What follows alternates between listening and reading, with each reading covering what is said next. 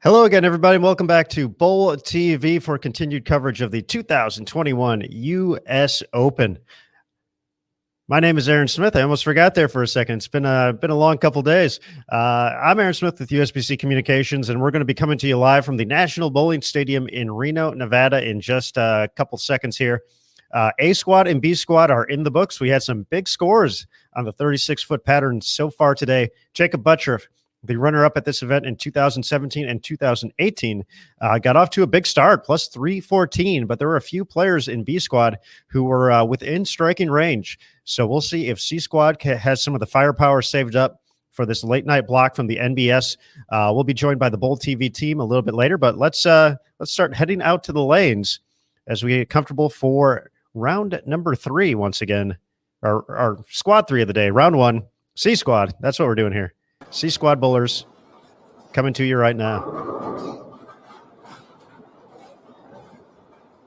And we've elected to start with EJ Tackett, Darren Tang, and JT Action Jackson for today on our 36-foot lane condition. As we mentioned, scores a little bit on the higher pace.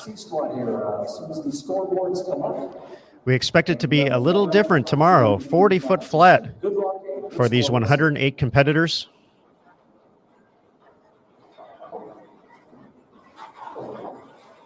So today feels like one of the 2 opportunities to gain pins on Thursday, our 3rd round, the final round before the first cut is made.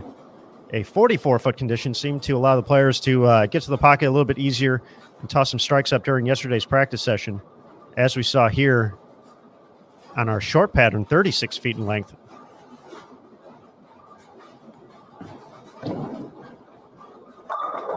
Tomorrow will be tough. But let's kick off for tonight's coverage. 8 games once again. EJ Tackett, Darren Tang, and JT Action Jackson.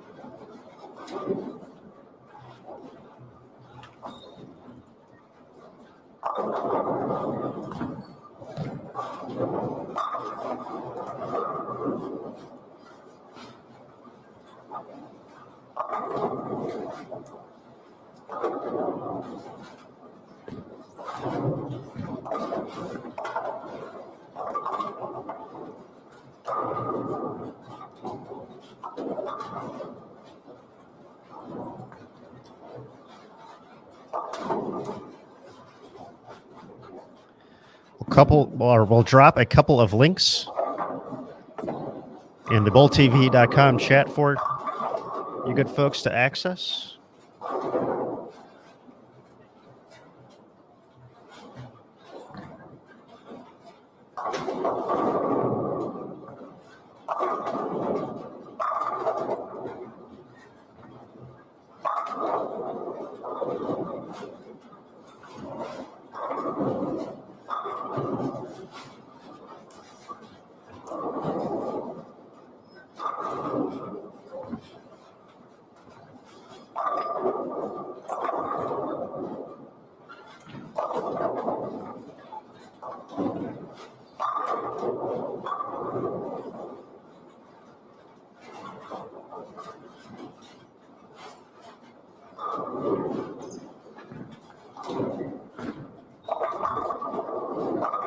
As we start to settle into C squad, let's bring in one of our Bowl TV correspondents this week, all the way from the National Bowling Stadium in Reno, Nevada, Jason Thomas. JT, happy birthday. Let's get the energy going once again. Birthday. Is that birthday donut? I can't quite see that.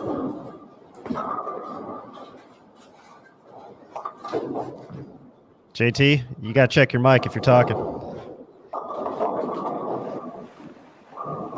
It's the old "you're muted," which is kind of, you know how Webster's does a word or phrase of the year. I think "you're muted" is probably the 2020 word, phrase / of the year. But yes, this is my birthday cake. It is a Hostess cupcake. I think it was Easter themed, so it's got purple frosting. So I'll be eating this after C Squad finishes up later today, and enjoying my 48th birthday. Well, there we go. Happy birthday, JT. I'm sure exactly where you thought you'd be for it, at the National Bowling Stadium. So, but it was cool. You said it earlier. This is not the first time you spent a birthday at the U.S. Open, so that's pretty unique.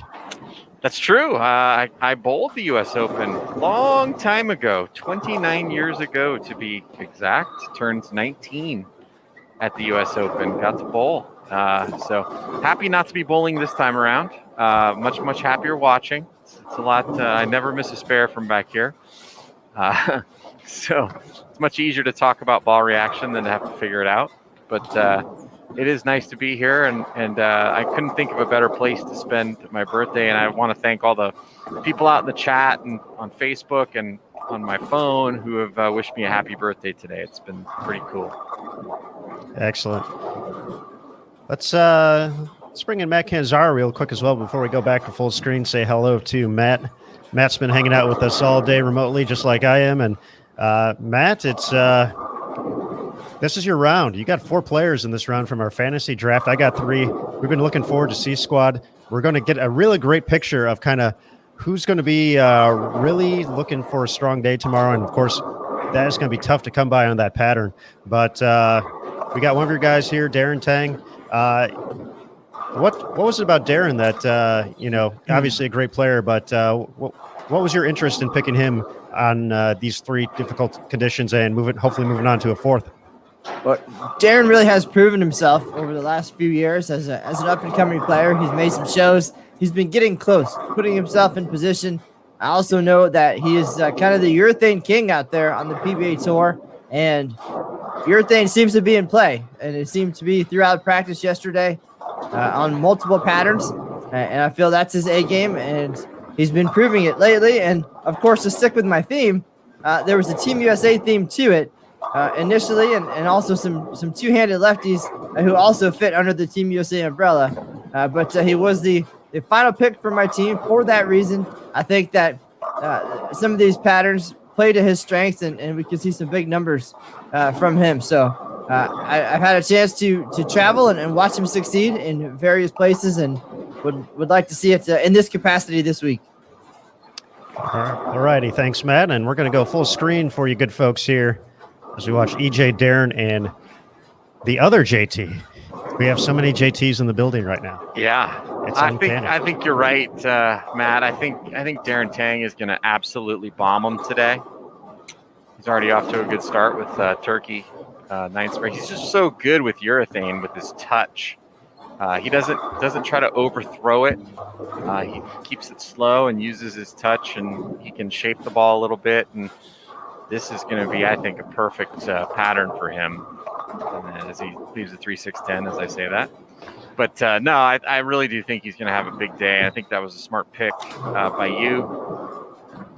EJ Tackett, one of Michael Flanagan's picks. He also has Jason Belmonte and Norm Duke, as well as Tom Smallwood, who's also on this squad. I think EJ is going to do pretty well today. Taking a look at the overall leaderboard, not our fantasy draft leaderboard this time. We'll do plenty of that speculation throughout the course of the week. But the main tournament scoreboard after A and B squad, Jacob Buttriff, who, JT, you can celebrate. He's on your team. Leading the way, plus 314, averaging more than 239 so far through day number 1 here at the U.S. Open. His game's very impressive. 224, 222, 245, 235, 248, 246, 248, 246. Wow. I didn't even realize the last 4 were in succession like that, but that was something else. But that was Jacob's day. Sitting in second place, Sean Lavery Spar, who was in position to potentially run down Jacob for the top overall spot. 173 in the final game for Sean, but otherwise a fantastic day, including an always fun 273 in there to get to plus 251.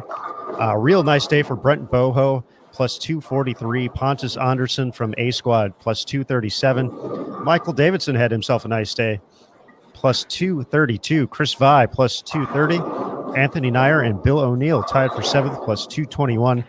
Mitch Hoope, plus 217. And Christian Ascona rounds out the top 10, plus 195. Christian must have shot a really bad game his last game. 163. Yeah, he was at like 237, I think, going into, or 230 something. Yeah, there were a lot of we'll have to watch this block. There were a lot of rough games that last game on B Squad. And overall B Squad seemed to hit them a little harder than A Squad did, but they had a rough time coming down the stretch that last game.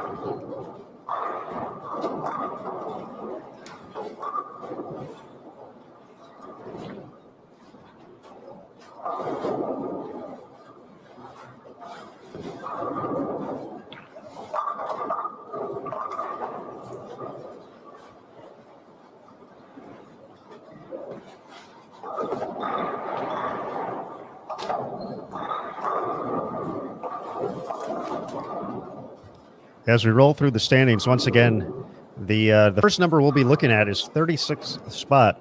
Obviously, that's going to change quite a bit from between now and Thursday evening when B Squad wraps up qualifying. But some other players currently in the number. I guess it's a little too early to even talk about the number, but just some general numbers. We talked about the top 10.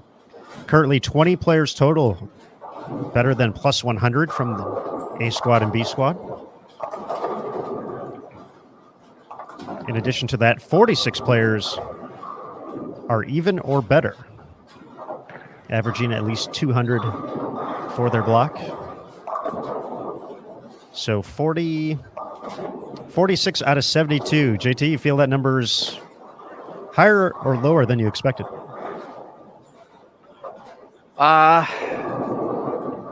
I don't know if I had even thought about that, Aaron, to be honest.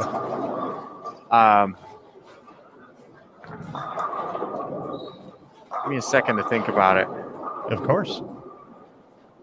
I answered a question that you asked me earlier in the block, or earlier in the day, I should say, about what I thought a good number would be.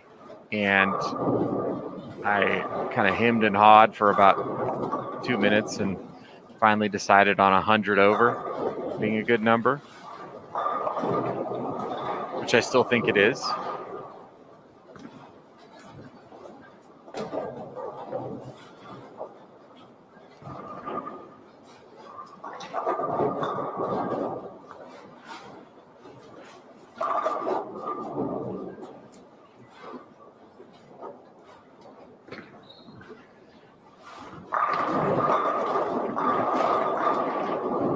Seven players from A Squad better than plus 100, 13 from B Squad.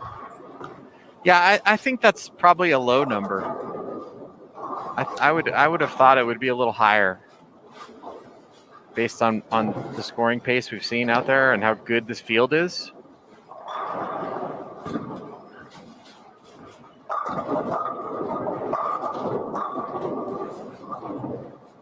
It's even a couple of names that are very surprising that are pulled really poorly.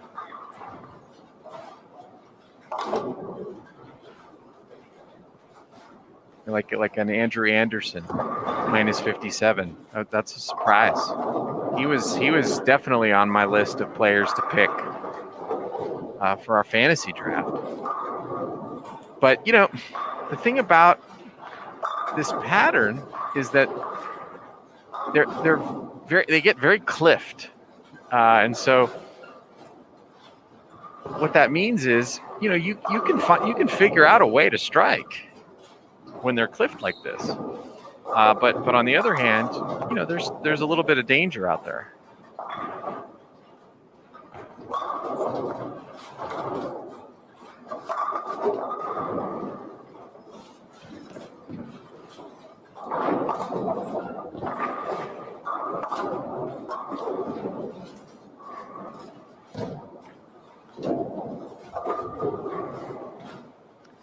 And in looking at a few of the players who are on the minus side, it seems like that's when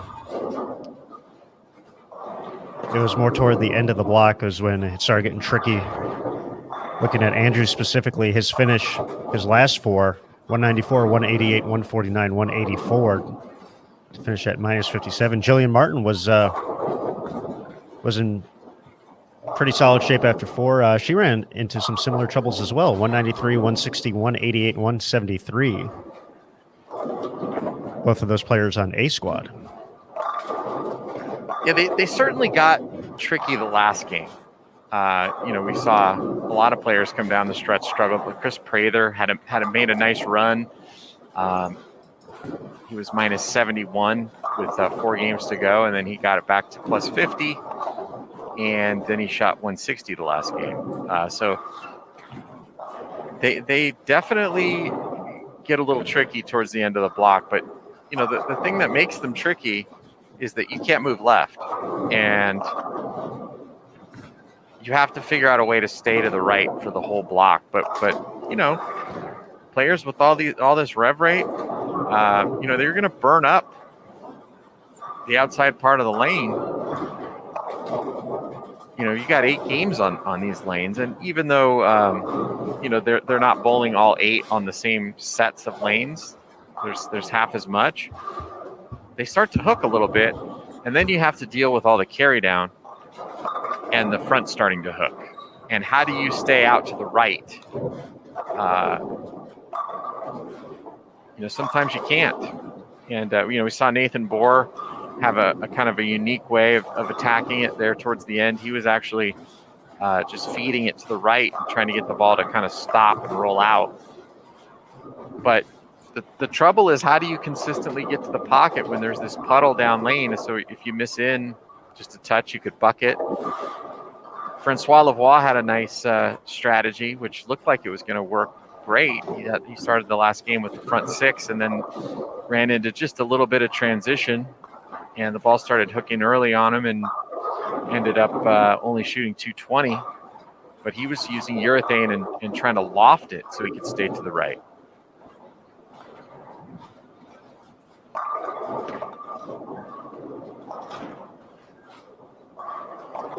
Taking a look at some Game 1 scores across the house. A few folks in position to put up some potentially big numbers out of the gates. Sean Maldonado, Arturo Quintero, Solomon Salama working on a couple strikes in a row. Looks like he just left a 9 count, however, to start off his 10th frame. Can still get to 237. And folks, this is all available on live scoring as well, available all week here on Bowl TV. Darren's going to finish at 224, 218. Already in the books for EJ. AJ Chapman, 235. Tom Burns, chance to get to 246.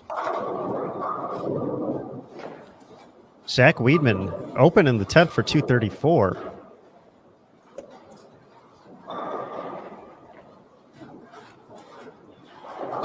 So maybe not quite the same firepower we saw in the early going like we did on B squad.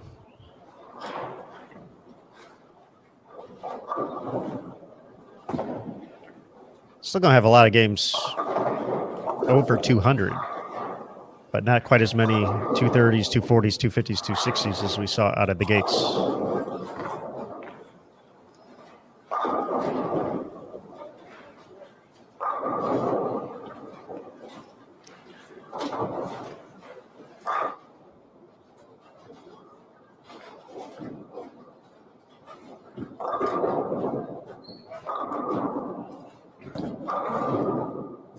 Just like that, game one.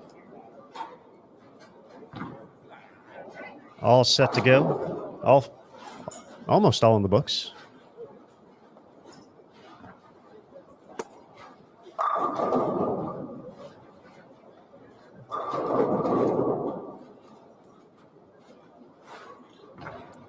Let's head to 55 and 56 next. AJ Chapman, Wesley Lowe, and Brad Miller.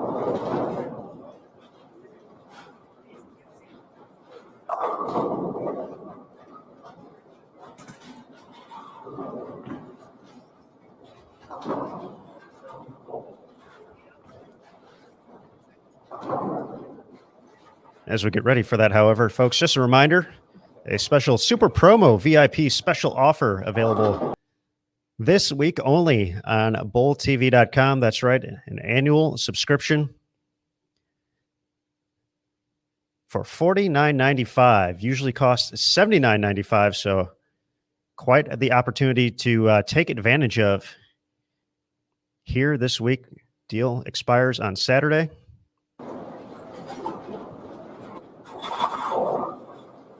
So you're not going to want to miss it. Tell your friends. VIP special offer exclusively on bowltv.com.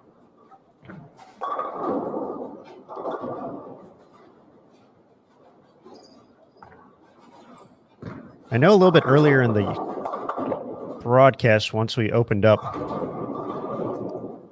Laura asked a question about wanted to show her husband the clip of the bowler playing the red piano. Laura, we are going to go ahead and play that right now, so we'll give you a second. Or play it once again, I should say. We'll give you a second to get ready for that, but we do have the clip queued up of Solomon Salama rocking the piano. Matt, I believe that was in Paris, right? That was in Paris. That was bright and early. I think the sun was just coming up as we were getting ready for our first flight out. So even at 5 a.m., that kid is super talented. And he played with two hands, just like he bowls. Very nice, very nice. Had a nice first game as well as in the 230s.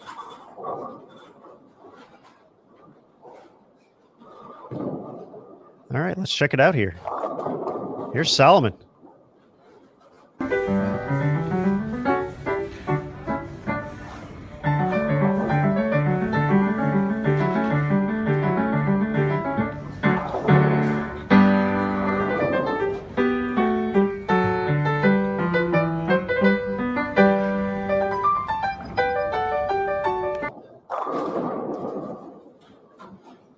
Who would have thought you would have come to a bowling live stream? And here we are bringing you classical piano.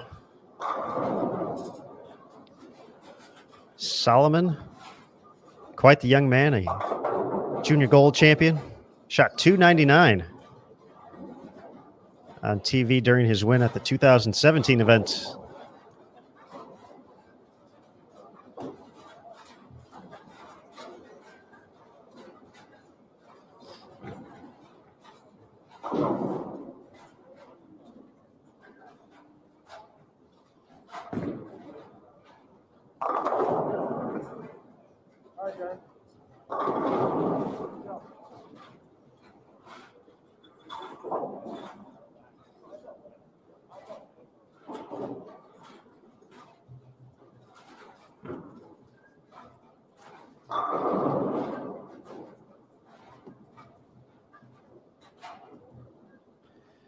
But once again, patiently waiting for everybody to finish. You'll hear an announcement over the NBS speakers when it's time for everyone to start up in the next game.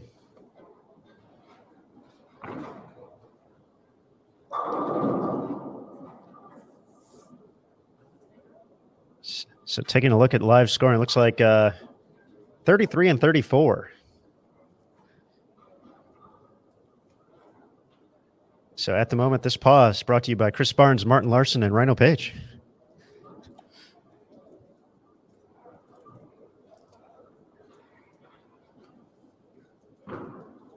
Arturo Quintero finished with 251. Sean Maldonado, 222. We mentioned Solomon, 237. Tom Smallwood, back here at the U.S. Open, 223. Let's get some other scores we may not have mentioned. Jason Sterner, 225 out of the gates. Nice to see.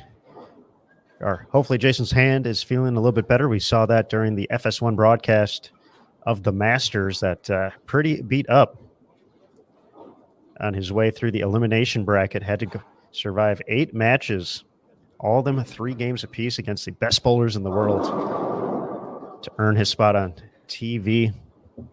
Michael Martell, 228.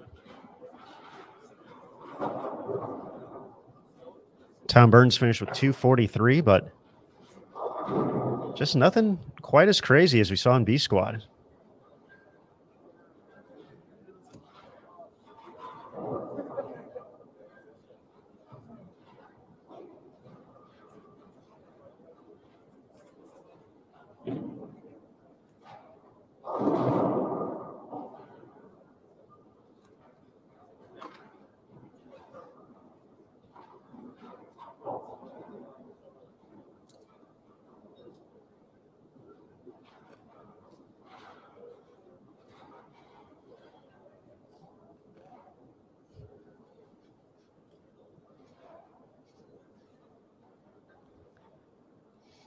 Talk a little bit about the format this week as we wait for that final pair to finish up.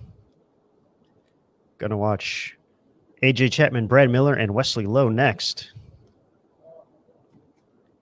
While we're waiting, though, if you're watching Last Block, you may have seen this video once or twice, but let's share it again since we're patiently waiting to get going. Then we'll talk about the format because this is way cooler. Jillian Martin picking up the big 4 a little bit earlier today.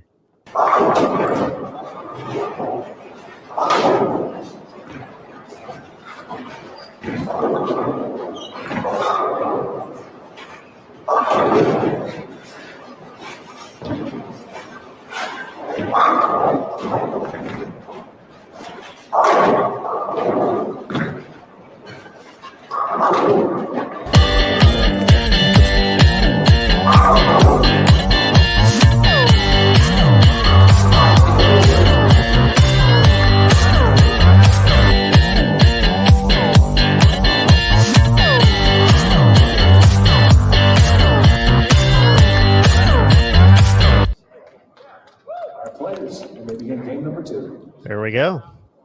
Just in time for the announcement for game number 2.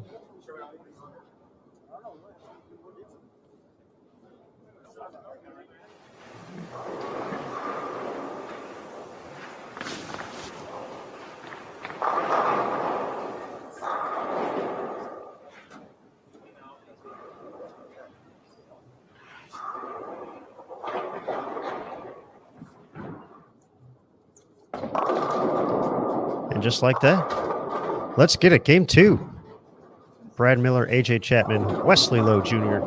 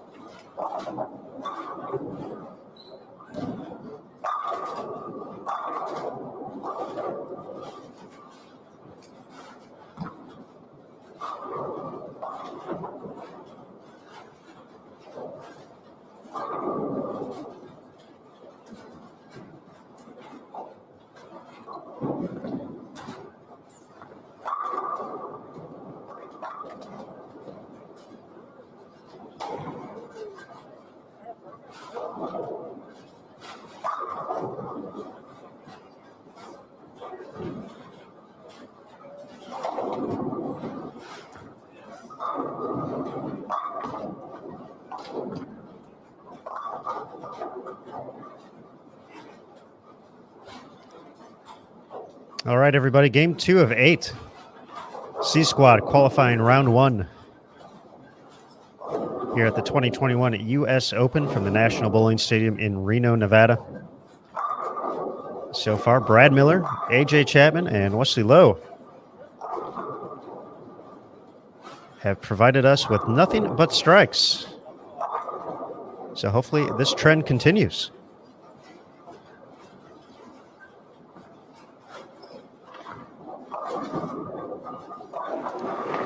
Well, that was quick.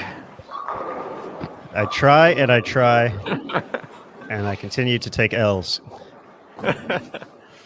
Brad Miller bailed out 215. That was impressive. He was, well, I don't know if he was struggling, but he had like 9 spare, strike, 9 spare, 9 spare, 9 spare, 9 out, 9 spare. And then I looked away and then went up and did the cameras, and he shot 215. So I was like, wow, this one off the sheet.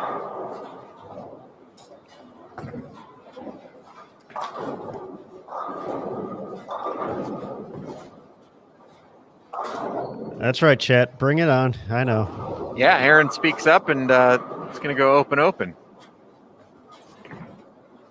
Come on, spare it, Brad. Oh. I'm rooting for Brad because he's on my team. Need to make up for Stu Williams' performance earlier today.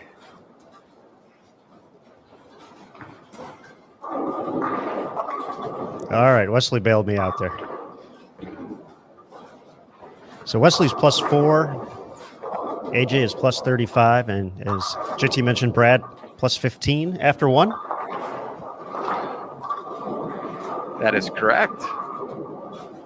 We do have a question in the chat about the bowling ball AJ Chapman is using. Knowing how much urethane has been in play, I would guess potentially a pitch black from Storm.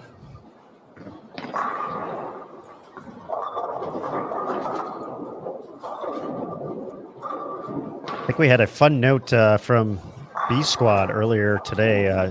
Tim Macklett and JT know that in walking the concourse, only one player was throwing reactive resin. Yeah, I think it ended up being 2. Danielle McEwen was not throwing urethane.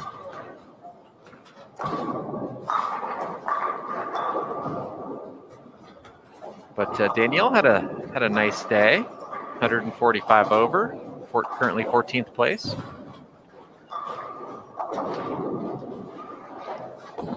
She's made the top 24 in the U.S. Open in the past. That is correct. Big stretch there between games 5, 6, and 7, 224, 238, and 257. currently sitting in 14th place at the moment. Obviously, that's going to change since one squad has not been entered into the standings just yet. But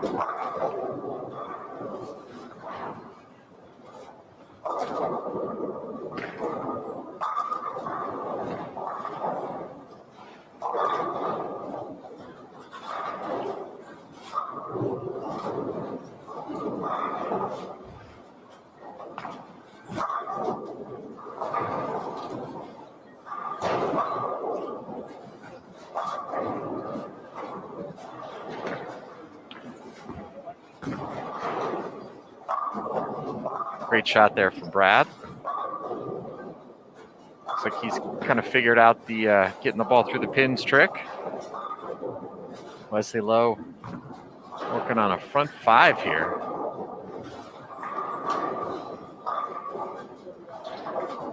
That's in. Not his best shot there. he was imploring the ball to hold. It did not. Didn't listen. At least he knew what was wrong as soon as it went off his hand. You can tell pretty quickly.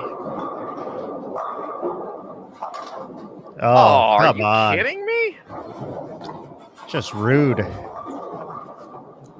I agree, Wesley. Good Lord. Gosh darn it.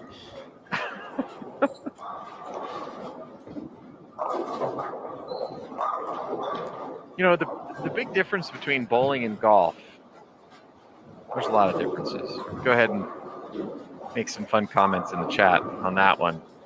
But in golf, there are very few horrible breaks. I mean, the ball lipping out of the hole, that happens. But on a frame by frame basis in bowling, I mean, there's just so many bad things that can happen to you. You know, you can leave a lower 7-10, you can leave a solid 8, you can leave a solid 9, you can leave a solid 7, ring 10. You can wrap the head pin around the washout, which is my personal least favorite break. You could do what Wesley did. There's just so many ways that bowling can frustrate you. Good old chop. There's one of them. Yeah, chop.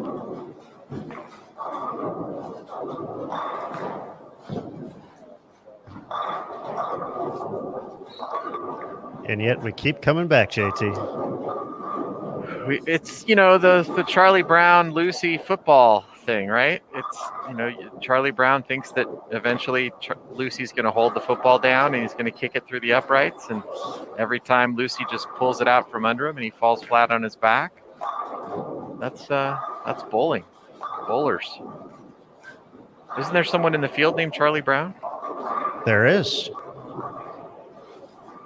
I wonder how he feels about that.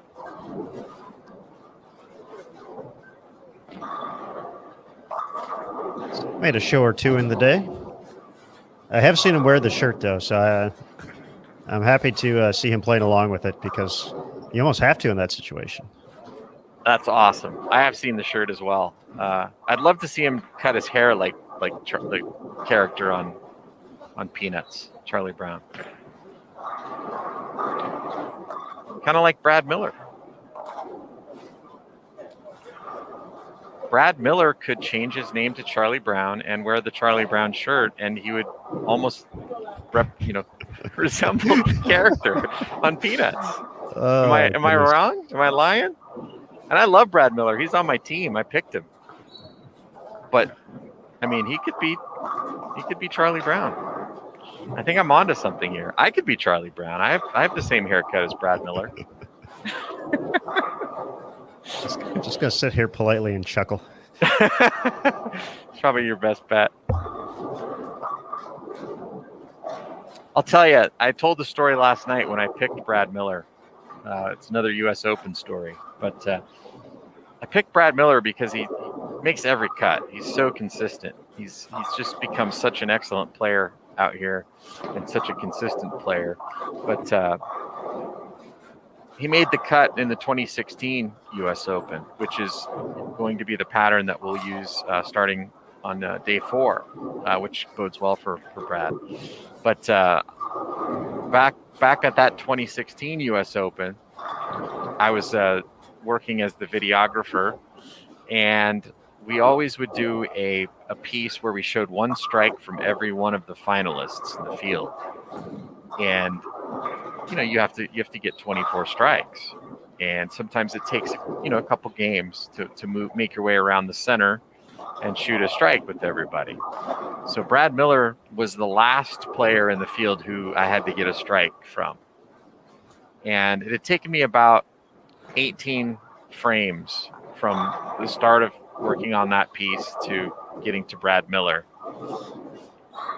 How many shots do you think I had to film of Brad Miller before he got a strike for me?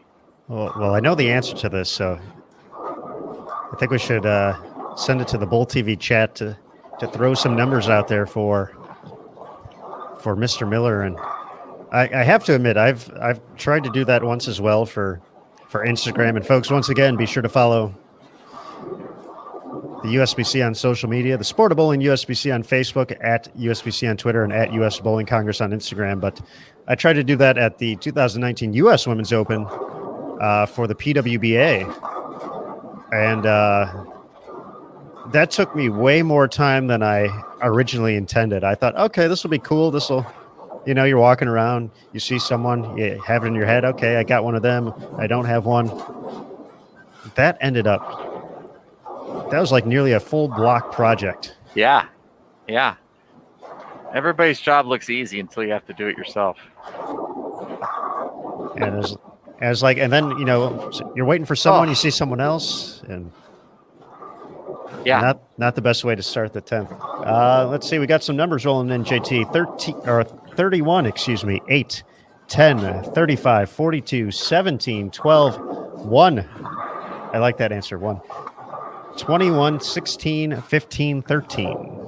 Isn't that too many numbers for Powerball? What's happening here? Yeah, I think it's the numbers on the TV show Lost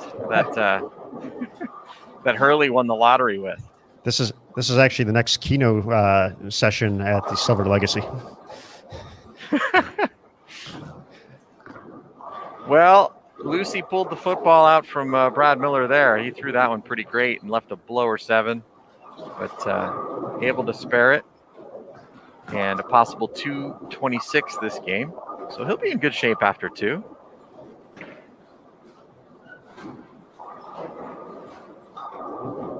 Anybody know Lucy's last name from Peanuts? Little bonus nothing prize if you can name that. I don't have that number, but maybe our next special guest does. As he frames his shot, let's bring him in. Michael Flanagan joining here. Hello, Michael. Hello, guys. Mike, do you know the name of the character Lucy, or the last name of the character Lucy from Peanuts?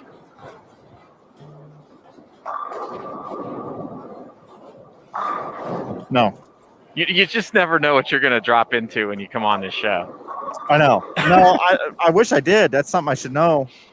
Well, we're giving the chat an opportunity to answer. But what have you got for us in the meantime? Just one quick little nugget. Did you guys look at scores yet? Are scores posted for the first game? They literally just posted, yes. They did. Could you do me a favor and tell me what's the leading score plus what? 51. Oh, yeah, that's what I wanted to talk about. I'm lucky. Here we go. Arturo Quintero. Yes, that's what I'm talking about. This guy, Arturo Quintero, bowled every practice session and got in the maximum amount of practice balls, to the point that if you want to go back and watch the archive footage after this one and stay up all night watching Arturo Quintero do nothing but just continually practice during the 4th practice session yesterday, Jason Thomas said, I hope he wins the tournament. And he bowls 251 out of the gate. That's what I'm up here to report. That makes me happy. I like No. seeing hard work pay off. I don't want to tell you how the second game's going. We're just going to keep living in the moment of the first game right now. 'Cause that's all we really need to be doing right now. I think the folks in the chat have guessed your bonus trivia question, JT. Okay. I'm not going to look. I know the answer. Do you want me to reveal the answer? Please do. Lucy Van Pelt. Quite a few folks on top of that. I'm happy. It makes me happy. We talked about Charlie Brown, Mike. Just in case you missed that, there is a Charlie Brown bowling in the field right now. Yeah, he's a clown, by the way. We compared Brad Miller to Charlie Brown. We thought maybe if we put the shirt on him, he could pull off the look. What do you think? Absolutely. Yeah, I could pull it off myself. Who would be Linus? Kyle. Right? No, Solomon, because of the piano. Right? Yeah, and the blanket. Or no, right? that Linus doesn't play the piano. That's Schroeder. Schroeder plays the piano. So Solomon is Schroeder, and Kyle is Linus. Does Kyle carry a blanket around? No, but I'm sure we could arrange for that. Okay. Why don't these jersey companies have blankets? That would be a brilliant idea. I remember, and Aaron Smith remembers this as well because he covered this event. We had an event in the on the PWBA tour, and it was during the summertime, and the bowling center was kept at a maximum of 60 degrees. It was layering weather inside that bowling center, and it was a beautiful bowling center, and we had a great event. But I remember Danielle McEwen at the end of the event went to a gift shop and purchased a coffee cup that had a cartoon squirrel on it that said, "I froze my blank off at this place, this city." And squirrels eat nuts, so I'll give you an idea of what the word was on the coffee cup. Uh-huh. But man, that was the coldest bowling center I've ever been in my life. I have one time that I remember it being a little on the chilly side. World Series of Bowling in Detroit. When I was working with Jeff for the first time, Jeff's first maiden voyage, it was cold that week. Was that the World Series or was that the summer? Was it the summer series? series? It was World Series. That was when the league was just getting started and we had to do those promos breaking down the leagues and stuff. Yeah, that was cold in there, very cold. Hey JT, I think I'm going to do you a favor here. I'm going to switch out the games. Oh, okay. Right of the booth. I'll let you do the booth and the one over there, and I'll handle everything down to the right. Happy birthday, man. Happy birthday. one game Best out of present I've ever gotten in my whole so life. many. I'm going to go swap them out right now. Thank you. Thanks, Mike. Hey, JT, real quick, you still owe the folks the number of shots it took to get that strike. Oh, yes. It was 18 shots. And he threw, I think he threw a Brooklyn or two. Oh, thank you. And he just returned I'm actually talking about you right now. Yeah. Yeah, go ahead and put that headset on. What are you saying about me? So we're talking about the 2016 U.S. Open. You made the cut at the Plaza, and I was doing the strike reel of all 24 players in the field, and you were my last one. And it took you 18 shots to throw a strike for me. Oh, that doesn't surprise me. Wow. Now, the good news is you make it through the J3. You bowled well on that pattern, except for those 18 shots that I was trying to film a strike. That's so funny. You'll be in good shape. I won't do that again this year, I thought. I'll make it like 12 or something. Just one game. All right, I got to go. Good luck. Brad Miller stopping by for a quick lighthearted moment. And he also returned my SD card that he borrowed, which was nice. What a guy. Yes. Well, So now I have Brad and Kyle raw footage in my possession. Worth its weight in gold. Speaking of worth its weight in gold, Bowl TV promo special, $49.95 for a year of Bowl TV only this weekend. While we're waiting, we're going to play a little promo video for you about Bowl TV. So just be careful. It might get a little loud due to all the hard rockin' music, courtesy of JT and Andrew. There we go, folks. Bowl TV. Spread the word. Tell your friends. Good stuff. Started game 3 here. Going to join Greg Young Jr., Tom Smallwood, and Solomon Salama, the young man we saw playing the piano a little bit earlier today. Looks like Solomon leading the way on this pair at the moment, plus 73. Greg at plus 49, and Smallwood at plus 21.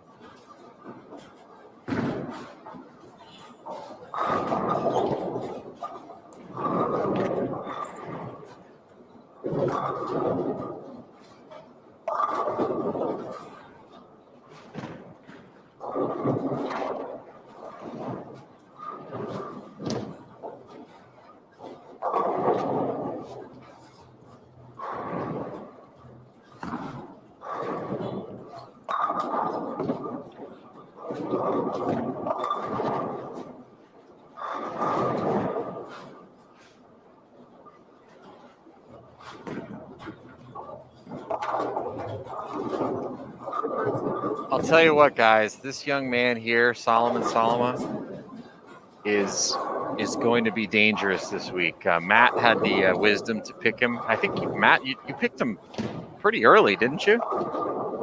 I believe it was my very first pick. Yeah. I mean, this kid is talented. I mean, he just has an uncanny knack for figuring out different shapes, and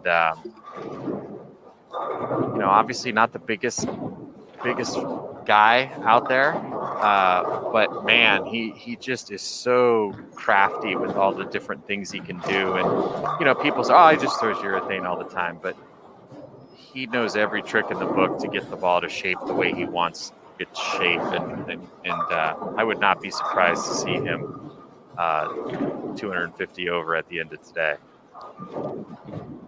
Now, I know both of you have had opportunities over the past couple of years to, spend some time getting to know Solomon a little bit better. As Matt with Junior Team USA and traveling. We talked a little bit about that with Anthony Nyer as well.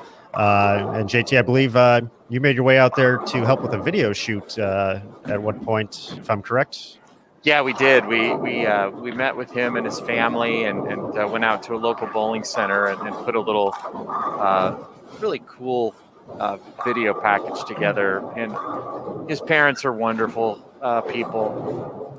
His dad doesn't go to as many events as his mom does, but he's supports him fully in everything he's doing. But yeah, they're just really great people.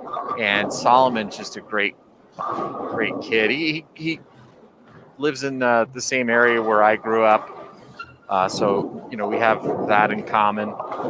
Bowls, the JAT program out there in California, and he's one of the all-time best young talents to come out of that program. But he's just so impressive with all the different things he can do and his creativity with the bowling ball. He led the Masters last year, at 16. So, that tells you, I don't think that's ever happened before. Right? It's incredible. So, yeah, he's the real deal. He was the first player to win back-to-back junior golds, and he did it in just incredible fashion, winning the U15 division back-to-back years. He shot 299 on television to win one of those. He's just, obviously I like him.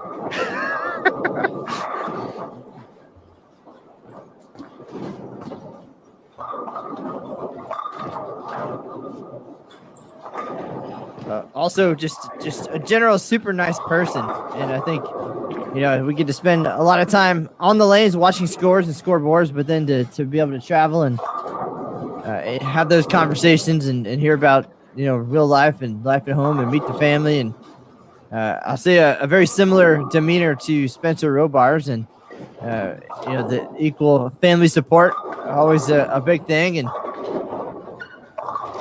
Salma's mom always reaching out to say hi, hello, and thank you for everything, and thanks for looking after Solomon and all of the cool things. So very much appreciative of one more opportunity to meet great people, as you mentioned. Yeah, and the thing that is unique about Solomon is, I don't know, maybe he's changed his mind on this, but when we spoke, he said he's not really interested in bowling in college. He's more interested in getting his degree, which it's he's just such a unique kid. I mean, we should play the video of him playing the piano. I mean, he just has other interests outside of bowling, and he's just so unique. So it's just refreshing to get to talk to him and just hear his perspective on life. He loves the sport. He's loved it for a long time. He's really honed his game so that he knows what he's doing out here on the lanes. He studies the game. He doesn't make a lot of silly mistakes. He's good when they're tough. He's good when they're easy. It doesn't really matter. And he's just a really, really cool kid. Well, and I still find it interesting as we get these youngsters to, around the 18, 19 years old and getting ready to talk about college and plans and things. And they're obviously the top young youth bowlers coming out up into the next level. And then it definitely is a pretty significant crossroad, right? We talked about Anthony Nyer earlier and the path that he has chosen, and had the same conversation about Anthony Simonson 5 years ago, and then Andrew Koff not too long ago was in a very similar situation with opportunities and taking a non-bowling route, as you mentioned. No matter how much talent there is, sometimes there's bigger things out there, and we have not seen much of Andrew in a few years, and he's out there doing real life things and getting a great education and really building on that. And who knows, maybe bowling is in the future, and those things are first and foremost. But again, Solomon's going to be in that same situation very soon, trying to decide what's going to happen, which direction are we going, and can the bowling wait? That's a great comparison, Matt. I mean, Andrew Koff, I believe he went to Duke, if I'm not mistaken, correct? At one point it was Duke, and there might have been even some graduate studies somewhere even more illustrious. Aaron looks like he knows something, but what do you think? No? All right. Well, check the Google. He certainly made a lot of PBA Tour players happy by not going out on tour because he was incredible talent. I'm sure he still is. But yeah, I mean, Solomon, maybe he's changed his mind, but he, like I said, he's got a lot of other interests. I had some. He lives about 10 miles from UCLA. I went to UCLA. I was like, hey, do you want to go to UCLA? And he's like, I would like to go to UCLA. And they don't have a bowling team at UCLA. But he has a lot of different interests in what he might want to study. So anything from engineering to music to he's just a really cool kid. Well, JT, according to LinkedIn, because where else would you go for information besides Facebook? It says Andrew Koff is linked here to the Massachusetts Institute of Technology. So MIT and Duke, and yeah, I can see things going pretty well for that young man.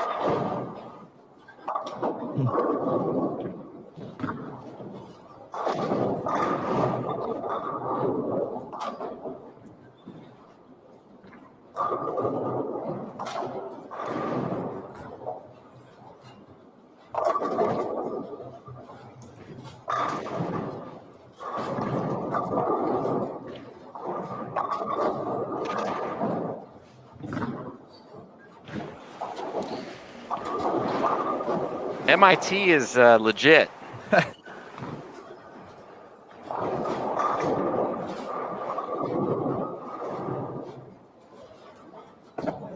And then even better if he decided to come back and bowl one day, just like Mike Fagan, right? Go off and do other things and have a great career, and then just come back and don't practice and just beat up on everybody and then disappear again.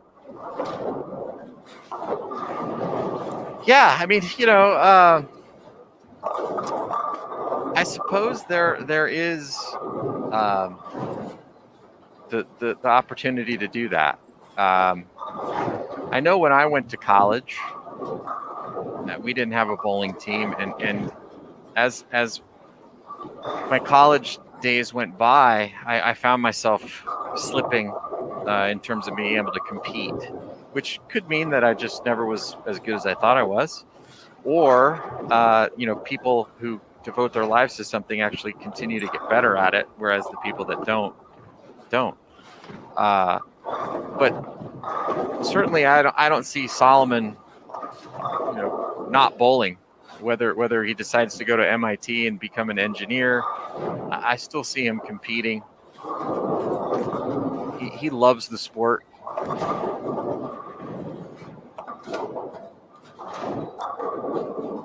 And barring a bad back, I don't see him not competing, no matter what it is that he chooses to do.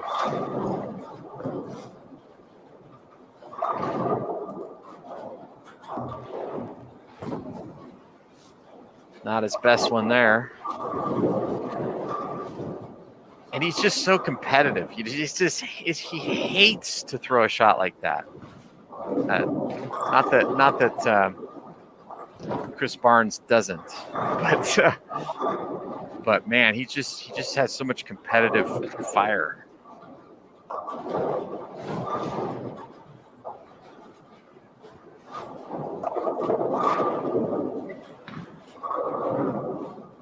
For the sake of my fantasy draft, I hope this frame does not derail his efforts, and check in and see how the rest of the guys are doing, of course, and waiting to hear back from Jacob Butchoff. Want to get some thoughts from him today on his big day of redemption at the U.S. Open, right? We talked about a lot about the 2 years that Jacob led by hundreds and hundreds of pins, but we really haven't mentioned the 2 years that followed that were pretty much as disappointing as any two events could be. So this is a real opportunity to get back in the right direction. Plus 314 for Jacob after day one. We do have a score update after 2 games here for C Squad. And we are watching the C Squad leader at the moment, Solomon Salama, plus 73. That is the number. Darren Atang, plus 58. Dick Allen, plus 54. Michael Martell, plus 51. Once again, these are just players on C Squad. Jason Sterner, plus 50. Arturo Quintero, plus 50. Gregory Young Jr., plus 49. So a couple those top players on C Squad right here. EJ Tackett at plus 46. Games at 218 and 228 so far for EJ's. Zach Weidman, plus 43. AJ Chapman, plus 35. Martin Larson, plus 35. Brad Miller, plus 31. Wesley Lowe, plus 25.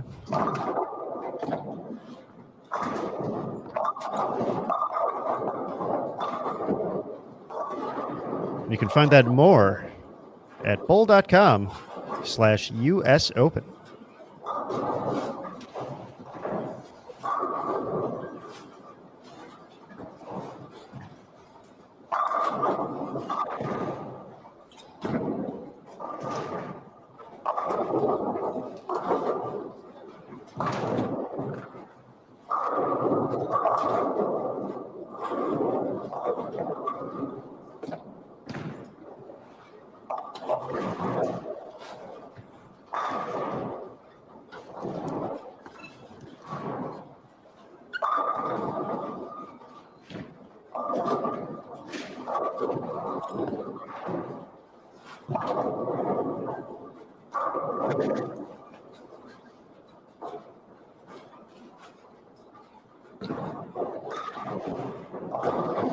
Taking a look at live scoring across the house, Darren Tane chance to get to 268 this game with the 9th and 10th frame left to go.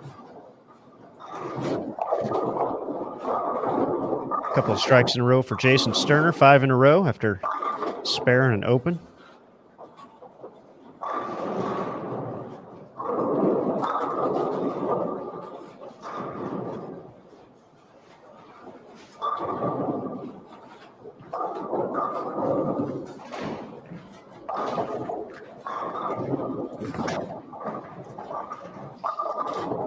Talked a lot about Charlie Brown. He's got 6 out of the first 7. 279 still out there.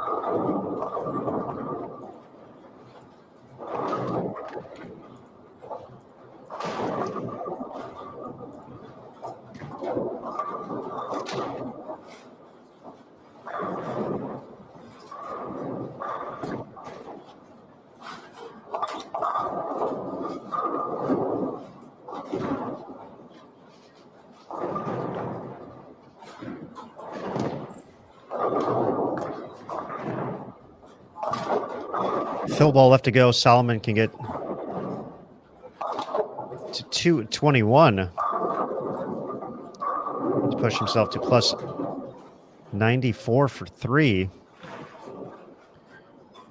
Greg Young, 188. He'll be at plus 37. Smallwood, 215 still out there.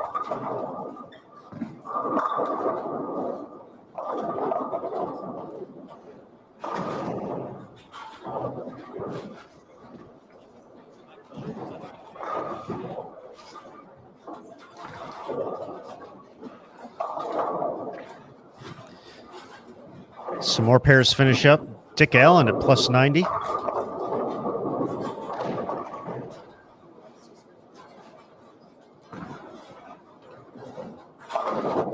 Or Arturo Quintero is going to be in the plus 70 range.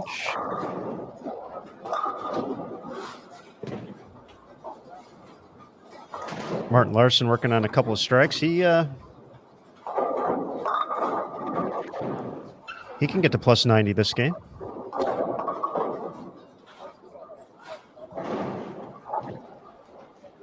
Smallwood is going to max out at 203 if he picks up the spare. No problem on the 2.8. Darren Tang's going to be in the 690s. Zach Weedman, plus 71. Jason Sterner, plus 94.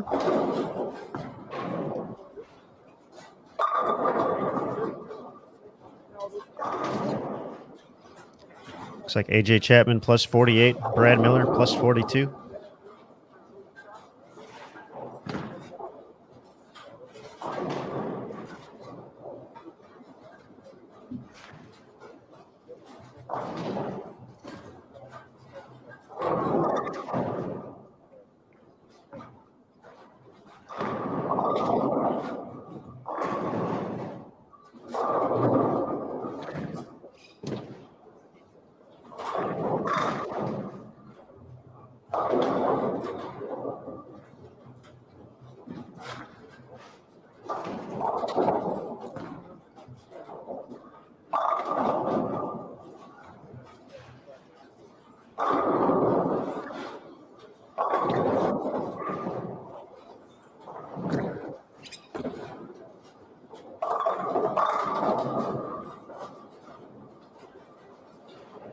All right, 203 plus 24.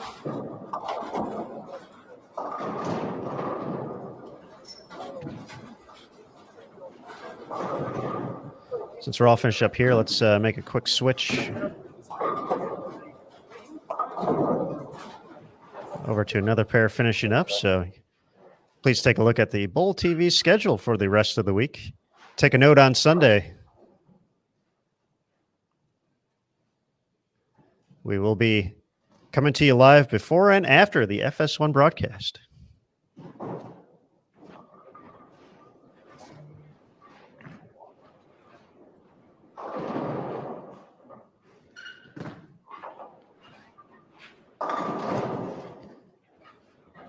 Rhino Page already in the books. It's going to drop to minus this game. Nice game here for Chris Barnes.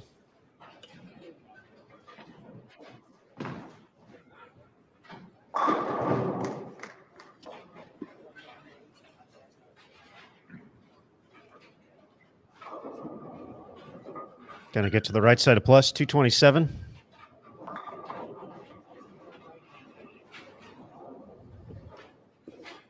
Going to be at plus 21. 259 still out there for Martin Larson.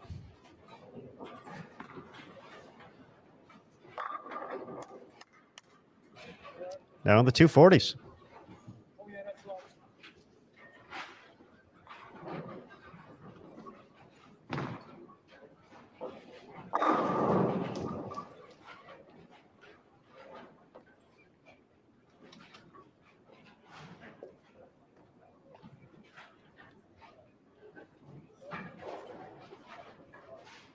Looks like this will be the last pair finishing up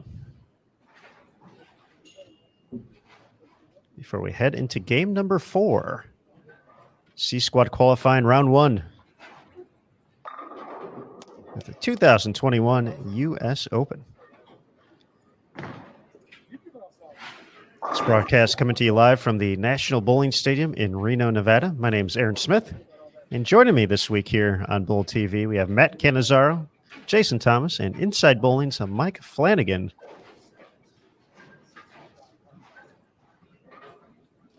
So big shout out to Kim Richter and Caitlin Nelson for helping along with social media this week. Big shout out to Kate and Reagan as well, Roger, the whole marketing crew for all their hard work, turning around a lot of requests. A lot of folks asking about the super promo, $49.95. Definitely a team effort to making it all possible. So big thanks to everybody putting in the long hours here to showcase this great event. 258. Martin Larson gets him to plus 93, and that will move us into game 4.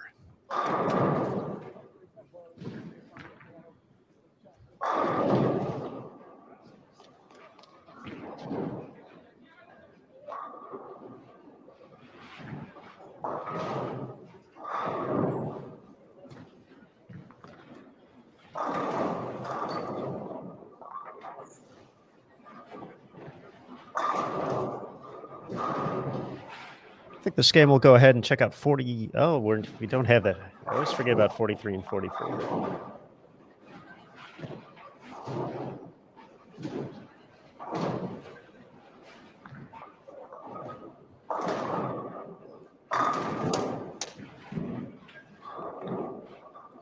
I think we'll go ahead and try 51 and 52 really quick after Tommy's shot here.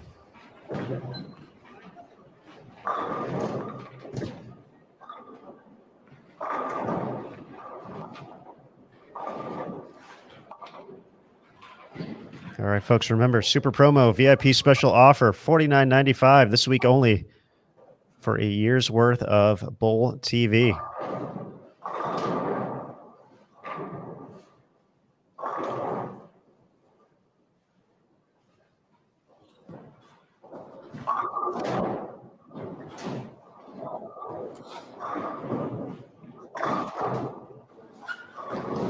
Caught these guys finishing up. Let's take a look how they attack game 4. Chris Barnes, Martin Larson, Rhino Page.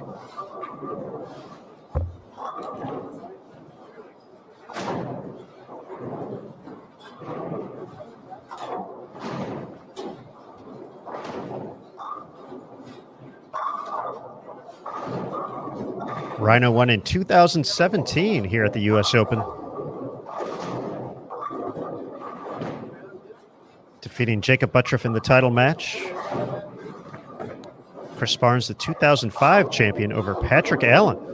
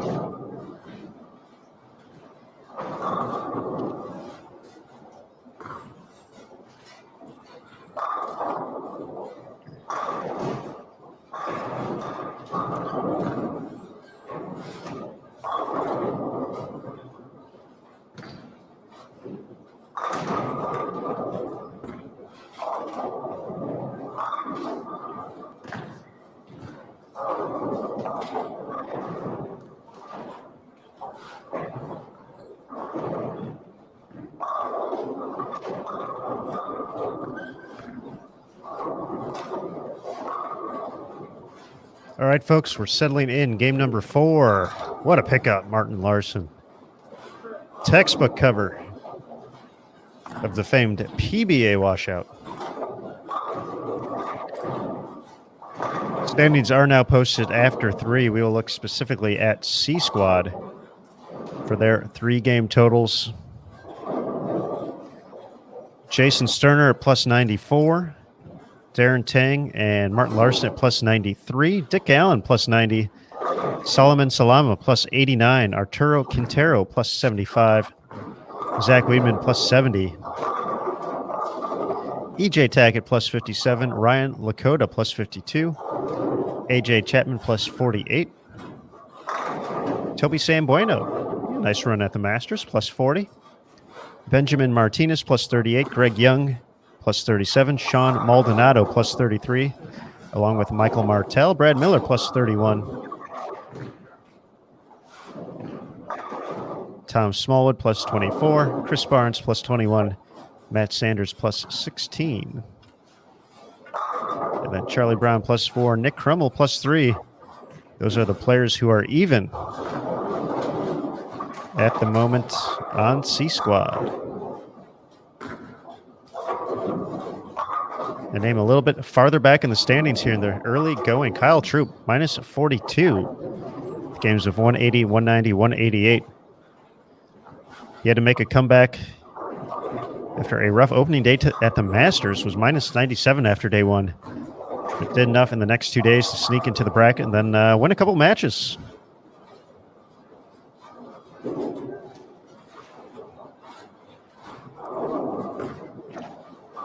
PWBA. I'm sorry, Aaron. I was just going to say one of the most shocking things that came out of my interview with Kyle Troop was his admission that he has never made the cut in this tournament. That is pretty crazy. Carry on. The last thing I was going to say was Maria Jose Rodriguez a little farther back as well, minus 57 for her first 3 games. Yeah, not seeing quite as many big scores as we did on B Squad. We did have a couple of players who were more than 100 over after 3 on the B Squad. In fact, I think there were 2 that were hovering around 750 after 3. That is true. No one reached the plus 100 plateau in the first 3 games. Couple close though. Still averaging 230 plus.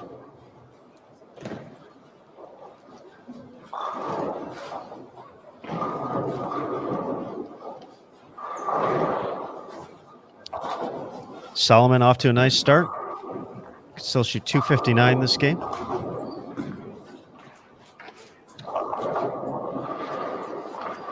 Yeah, I had to get up and make a few technical adjustments. Didn't get to see the end of his last game with you guys, but did you guys ever get a chance to play the piano video? We actually had played it a little bit earlier in the broadcast while we were... I could just watch that video over and over again. Was pretty good. Not gonna lie. Just like that shot from Chris Barnes. 3 in a row.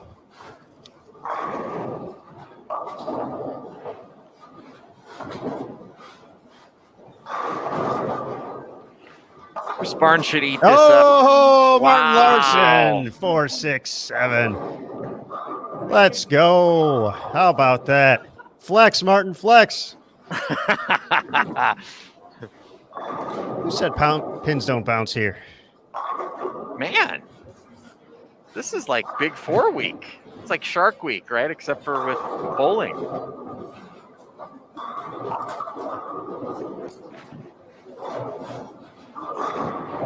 I just caught it on the delay. He did the little, just like shot from way downtown. It's good.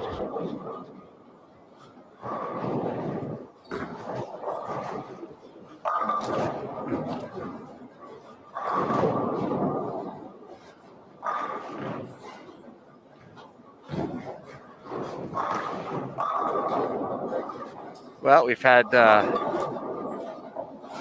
2 Big Four conversions and now a 4.67.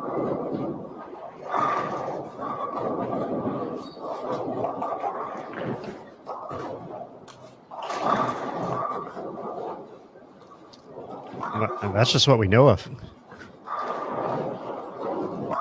Should we put music to that one too, Aaron Smith? Give that one a little soundtrack. I feel that's a yes. Yeah, you got excited there. I was looking down at my coffee, and all of a sudden you got excited. It was just good timing. That's all. It's a very unique.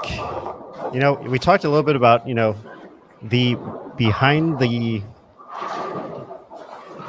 scenes aspect of working a broadcast like this, and there is a lot of time when we are taken away for a quick second from the action going on and looking around. I have 2 laptops open right now and an unhealthy amount of tabs that I've been cycling through with all the different channels and all the tournament pages, the qualifying. Here you go, JT. We got Jeff Phillips in the Bull TV chat saying you could do a mashup of that and Solomon playing the piano. Oh yes, that's the soundtrack to a 4.67 conversion. I love it. But yes, usually there's a lot of things going on for us. We're watching, we're going back and forth, we're checking live scoring, we're seeing about score updates, we're talking to people, we're talking between each other, checking emails. It's kind of it's an never-ending cycle of things always happening. So every once in a while. But I mean, Martin is my guy. So yeah. I put a lot of stock in Martin this week. Picked him early. I did. The reason that happened is Chad showed his cards too soon. Yeah. I wasn't going to press that originally. But I knew with the way the order was coming around, I said, just might not be around by the next time. He was certainly, a fantastic, second or third round pick for sure. And there were a lot of players that, you would think of as first round picks, but there were enough to go around. So was that kind of your thinking? Yes, but I think the big thing was with Chad having the first pick. And folks, we're talking about the fantasy draft we had during the last practice session last night. Some good stuff through that. 6 teams, myself, Jason Thomas, Matt Cannizzaro, Stu Williams joining us as well, Mike Flanagan and Chad Murphy, each picking 6 players. Essentially, it's going to be similar to team trials, so we will combine their overall finishes. So if someone wins the tournament, they would receive 1 point. Second place receives 2 points, so on and so forth, and the lowest total gets bragging rights for the year. But yeah, it was one of those things when I looked at or kind of thought about it afterward. Like EJ Tackett was still out there. Jesper Svensson was still out there. Kyle Troop was still out there when I made that pick. So it was one of those things when you look at it that way, it's like I cruised by a couple big names right there to make sure I could have Martin. Oh, come on. Oh, gosh. On a double? Really? Get out of here. No, you did. But Martin Larson is so consistent in the majors. He's absolutely. You can almost guarantee that he's going to make the top 24. So he's not going to hang you with a big number, ever.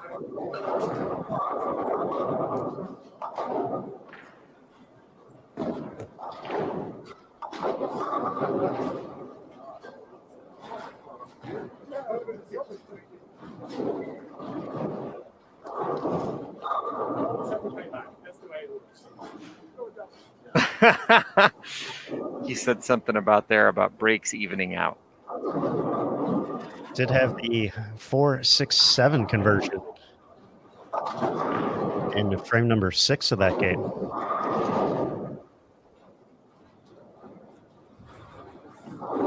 Let's take a look at live scoring, see if anything crazy is happening. And we mentioned Kyle Troop being a little bit farther down in 178 that game. So he is minus 64 through the first 4. Wow. That's a big surprise. Also on his pair, DJ Archer, minus 57. But Benjamin Martinez, potentially plus 80 and change. Michael Martell's going to be in the 240s. He's going to be at 245. He's going to be at plus 78. Brad Miller, steady, plus 60. AJ Chapman, plus 89. Toby Sambueno, plus 49. Sean Maldonado, plus 51. Arturo Quintero, plus 47. Dick Allen, plus 115. Matthew Sanders, plus 69. Zach Weedman, plus 108. EJ Tackett, plus 73. Darren Tang, plus 114.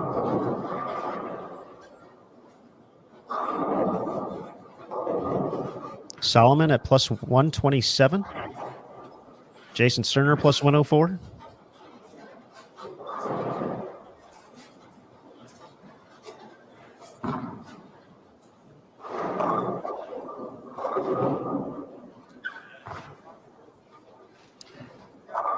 I'll tell you, I was coveting Dick Allen in the draft, Aaron Smith, and you broke my heart. Stole him away from me. And I stole a few picks away from you, I feel. You did. And, you put me on the road to taking Chris Barnes and Stu Williams, which, we'll see what happens. I mean, Stu didn't do too bad the first block. Chris is hanging in there. He's 37 over now. I'm betting on those guys to make a move tomorrow when they're tough.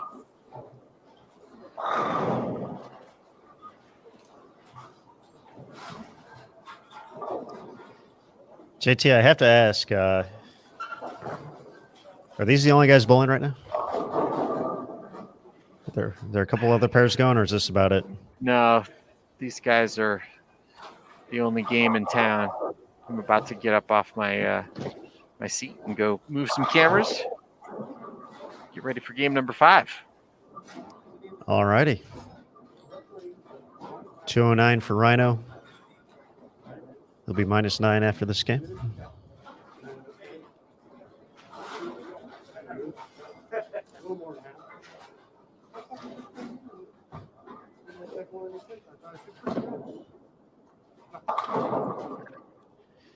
Barnes 216, he'll be plus 37, and chance to get to 208 here for Martin on the fill ball, which should put him at plus 101.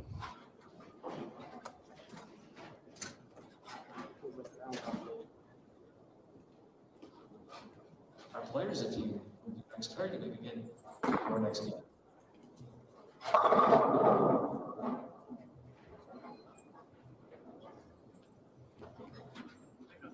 Make it 204, plus 97. All right, folks, that means it's time for game number 5.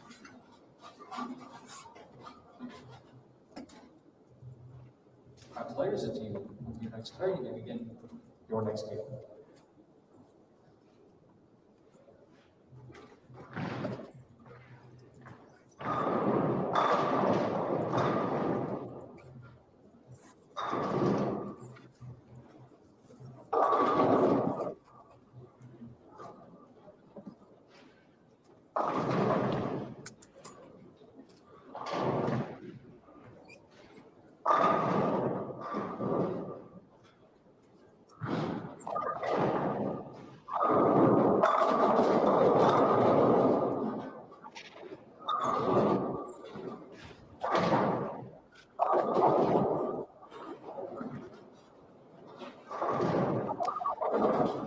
All right, everybody. Let's take a look at the Bull TV schedule prior to switching pairs up here. You can see who's or see what time we're going to be on the air here for the U.S. Open the rest of the way out, of course. The big day, Sunday. A pre- and post-game show for you after the FS1 broadcast.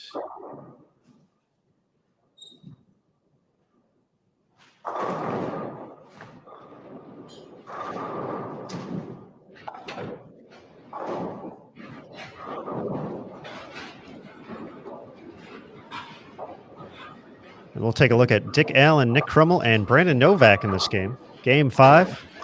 Final block of the day, so just a couple games left to go. But as you saw on the schedule, we will be... it's been a long day. We'll try that again. We will be back. There we go. 11 a.m. Eastern for the first squad of the day. That will be B squad competitors waking up early. Then we'll be here throughout the day. Same squad times for Tuesday, Wednesday, and Thursday before we make the cut to the top 36 and then eventually the top 24 for round-robin match play.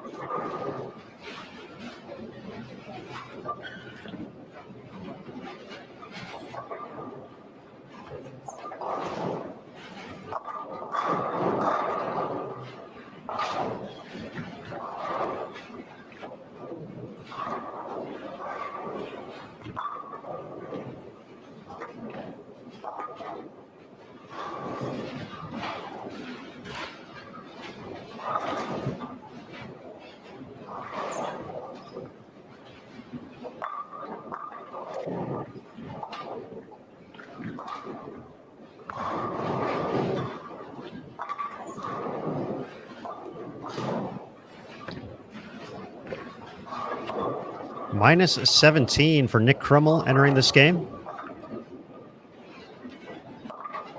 Brandon Novak, minus 95, a little surprising.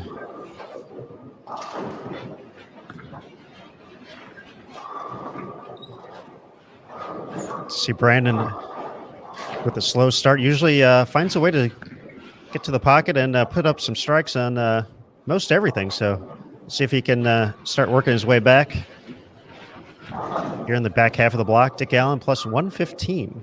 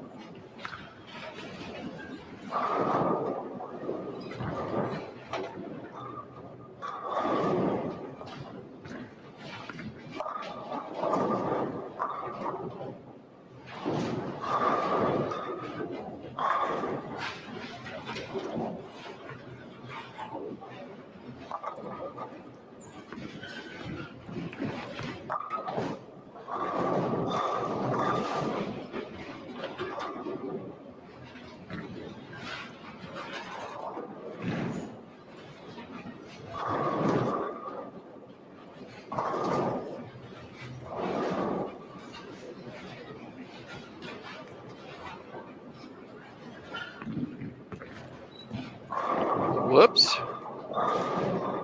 That wasn't his best pitch.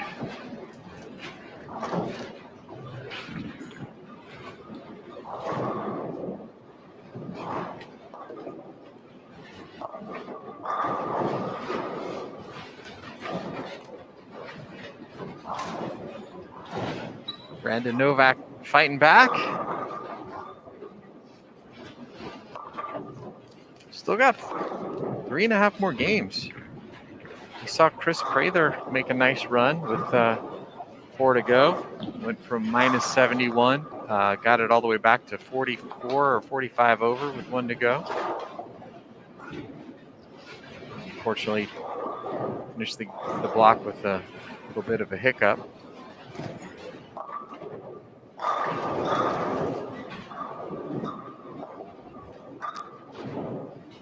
I feel Brandon's one of those still severely underrated guys for when you kind of think of player success and folks you think of making stepladder finals and contending for titles every week. And Brandon is, you know, maybe not as many TV shows just yet, but he seems to just find a way. You see it almost every week, it feels like, when they roll the, you know, other finisher stats. You see a Brandon Novak up there. The guy is tough. He is.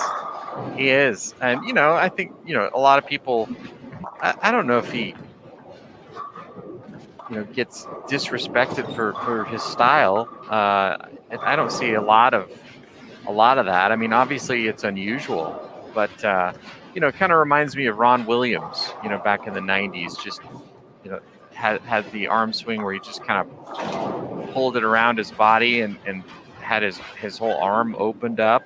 But then, you know, once he gets the shoulders closed back up and gets to the bottom of the swing, it looks just like everybody else.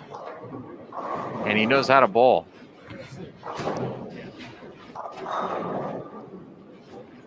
I believe the NBS home of a breakout performance for Brandon as well at the USBC Open Championships, winning the All Events Eagle in 2016 here in Reno. I mean, you cannot be a bad bowler and win the All Events Eagle. It's just not possible. What do you guys see out on social? What do people say about Brandon's unusual style? I honestly don't see as much about it as, for some reason, people still enjoy complaining way more about two-handers in every way, shape, and form. Yeah. Which I also don't get. Right. But it's, I mean, the same way we had let's just say if we had a nickel every time someone referenced Jacob Buttriff's style as unique, you know, same way, it's, at the end of the day, we're all trying to do the same thing. It really doesn't matter how you get there as long as you stay behind the foul line. I mean, that's essentially the only stipulation. It doesn't matter how you do it. That's the one thing that I'm going to say it just baffles me to still see so much talk like that on social media. And maybe folks just like jabbing it just because they know folks get riled up about it. But it's all about repetition. Those guys can do it really, really well. Ridiculously well.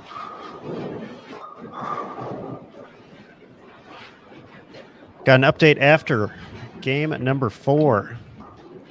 Solomon continuing to lead, plus 127 here on C Squad. These are C Squad numbers only. Dick Allen, plus 115. Second overall, Darren Tang, plus 114. Zach Weedman, plus 107. Jason Sterner, plus 104. Martin Larson, plus 97. AJ Chapman, plus 89. Benjamin Martinez, plus 83. Michael Martell, plus 78. EJ Tackett, plus 73. Matt Sanders, 253 last game to get to plus 69. Brad Miller at plus 60. Very steady set here from Brad. 215, 227, 200, 218. So nothing low, nothing high, just finding ways, getting some doubles in there, filling frames. Ryan yes, LeCoq. Yeah, speaking of that, he's got 6 straight spares to start game number 5. Oh. I didn't even see that to reference that. That was totally unintentional.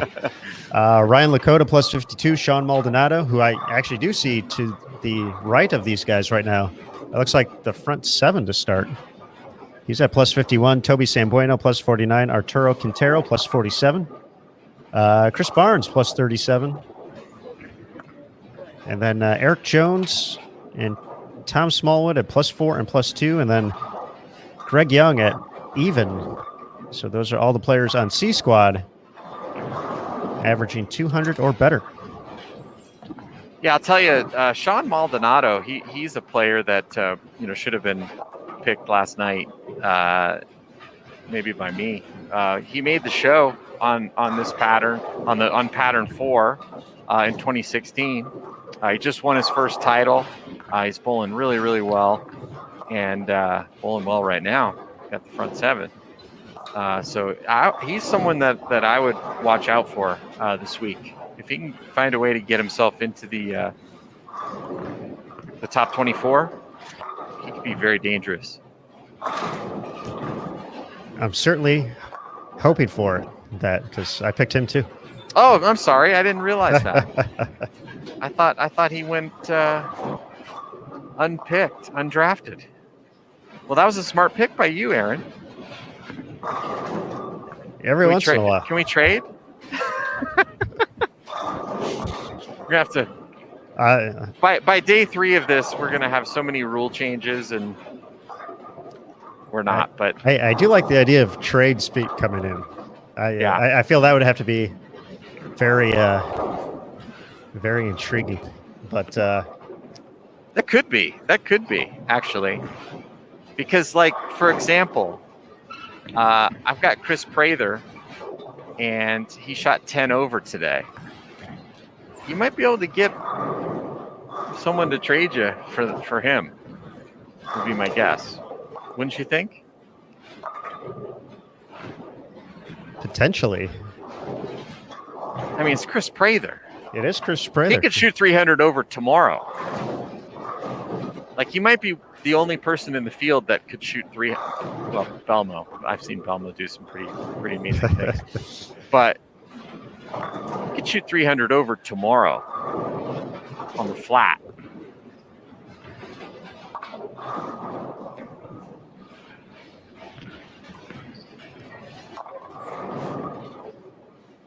I haven't seen any texts come through telling me that instituting trades is a good idea in our little competition here. But I think if we did, someone might want to trade for Chris Prather. Just saying.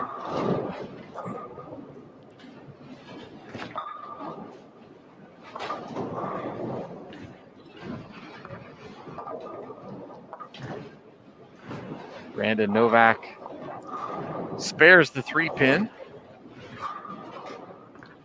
but probably hoped for a little bit more this game than what he's going to get after starting with the front 4.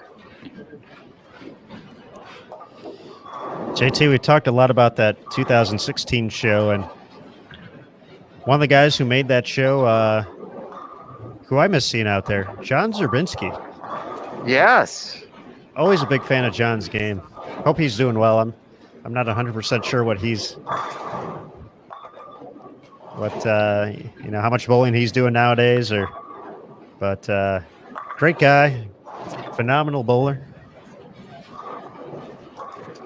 Plus, he had "Let Me Clear My Throat" as his strike song, which, if you guys out there watched Yo MTV Raps back in the day, that was the theme song to that show. So he has my lifelong respect for picking that as his strike song.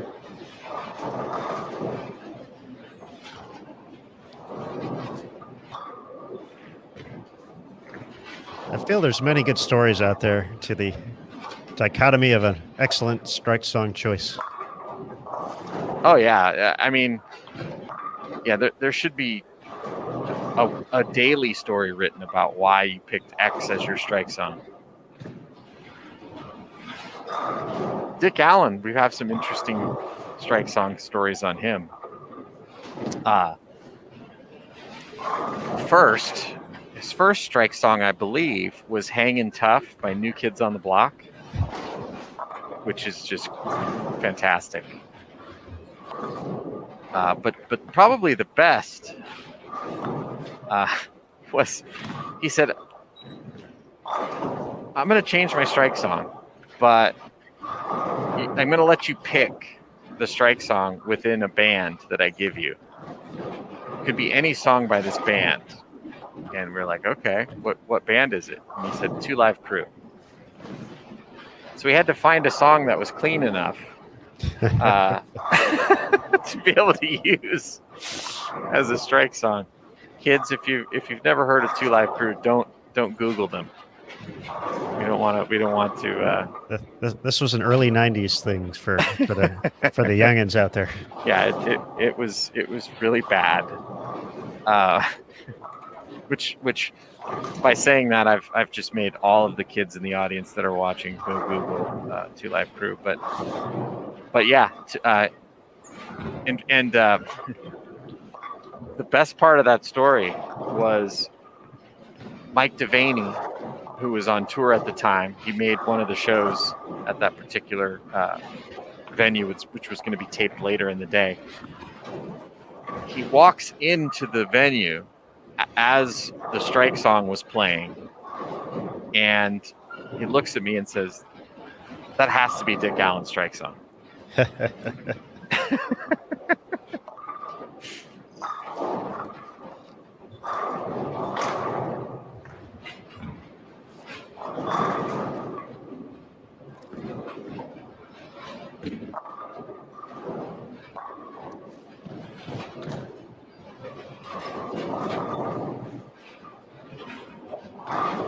Charles Dunn in the Bowl TV chat says, "Parent complaints incoming."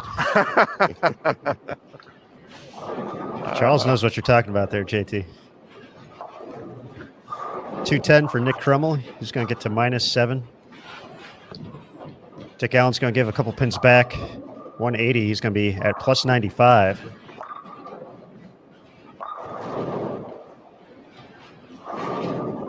Brandon's going to start working his way in the right direction here. 230s.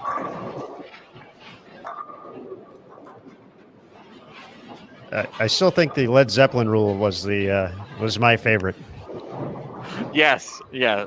The Led Zeppelin rule was, if you did not pick a strike song, then we would pick a Led Zeppelin song for you. And it happened a few times. Probably the best time was Yeonjin Gu from South Korea. He made the show and didn't speak. I don't think he spoke any English. And we asked him what he wanted to be a strike song, and he just said, "I don't know. You pick for me."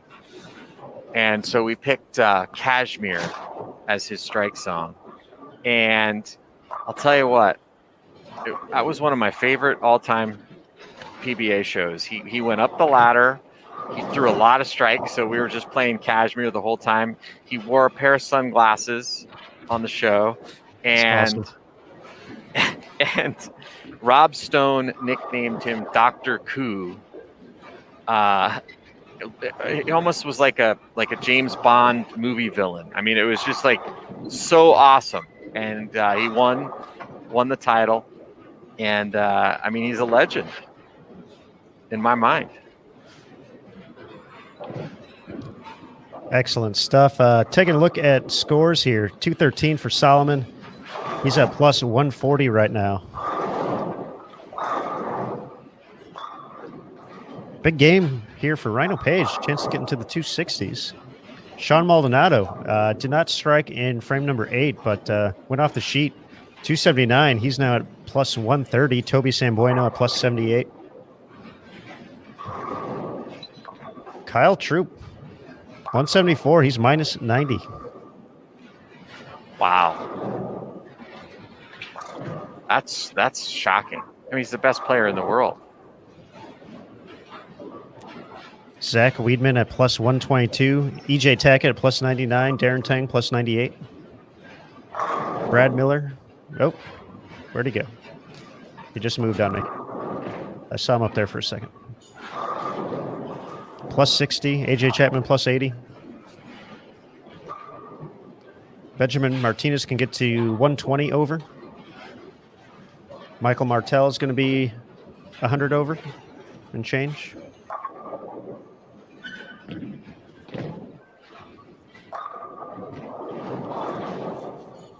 Martin Larson doubles in the 10th. He can get to 100 over.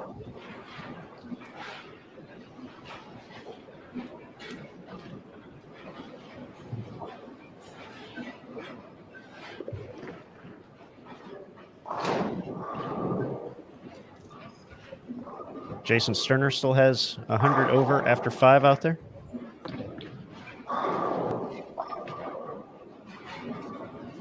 That's good to see. I'm really happy to see that personally, because I wasn't sure how he would do. In fact, did anybody pick him last night? No, we left him. I think everyone was a little concerned about the state of the hand. Yeah, the thumb, and he's 104 over. So, he's still got to go another 48 games, or 51 games.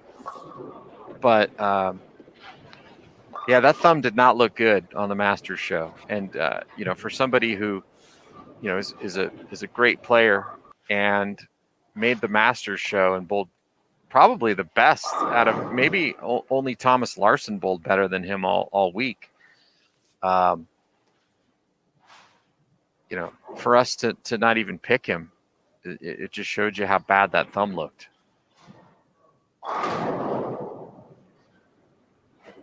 But he's gutting it out today, and he's going to put up a good score here through the first 5. We'll get a second shot in the 10th here.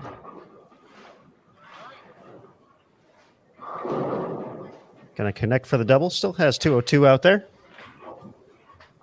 Joined by Riley Howe and Ryan Lakota. Ryan's having a nice day. He's plus 52 at the moment. He's going to more than likely add a couple pins on top of that. I get to 205. Plus 57.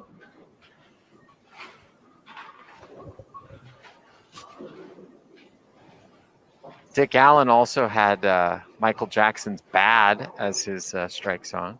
I enjoyed that.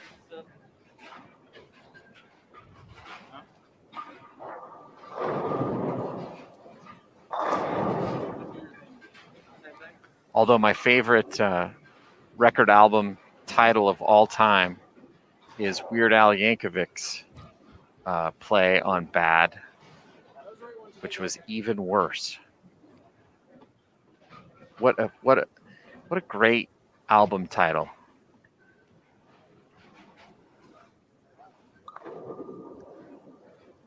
It's getting late at night when Weird Al works his way into the broadcast. We should just talk about Weird Al the whole time. He's so fantastic. Jeff Goodger's, my good friend, interviewed Weird Al, which was one of the, I think it was the top accomplishment that he was hoping to achieve in his life, getting to interview Weird Al, and did that for Bowler's Journal, and he was on the cover. We used to try, Aaron, to get Weird Al's attention by mentioning him on our broadcasts. Never happened. But Jeff Goodger did get to interview him for Bowler's Journal, which was a great interview. He loves bowling, by the way. Well, that's excellent. Yeah, big bowling fan. He always features it in his videos, his music videos.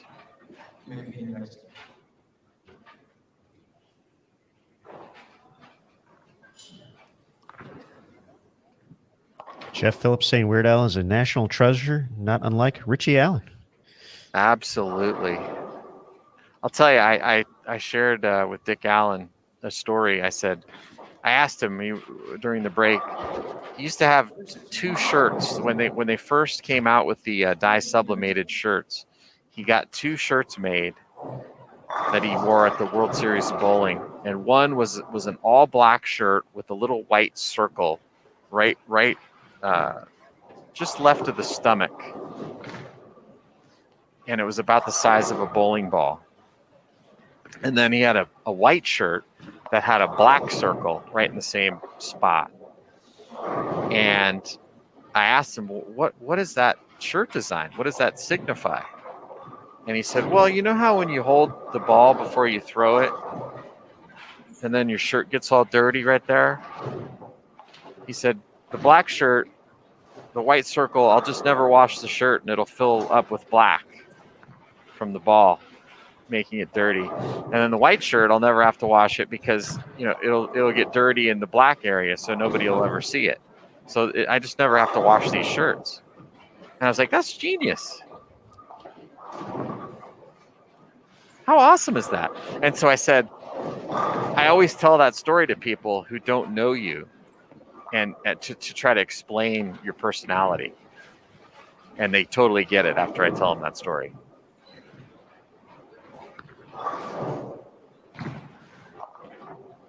Yeah, Weird Al was blown up in the chat like a surgeon. It's awesome. Yes, eat it.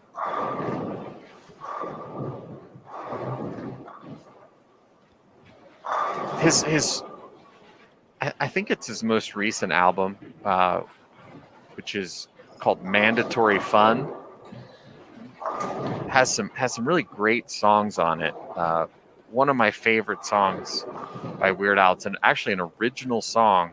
It's called First World Problems. And it is so funny. You know, can't remember which car I drove to the mall. My Sonicare won't recharge, so I have to brush my teeth like a Neanderthal. There's a pixel out in the corner of my laptop screen. I don't have any bills small enough for the vending machine. Oh no, there's a pixel out in the corner of my laptop screen. Some idiot just called me up on the phone. Don't they know how to text? OMG, I got first world problems. Check that song out. It's great. I don't do it justice. Check out the video. You have to watch the video with it. That completes it. What was the name of the album again? Mandatory Fun. Sounds like qualifying. Text Jeff that right now. I think you're right. It's mandatory fun. You will have fun. You will watch bowling and you will like it. We are in game 6 of 8 here. C Squad. Round 1 of qualifying at the 2021 U.S. Open. Our final 3 games of the day.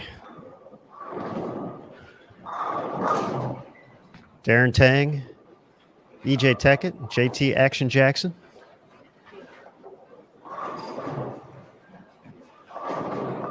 Here on lanes 39 and 40.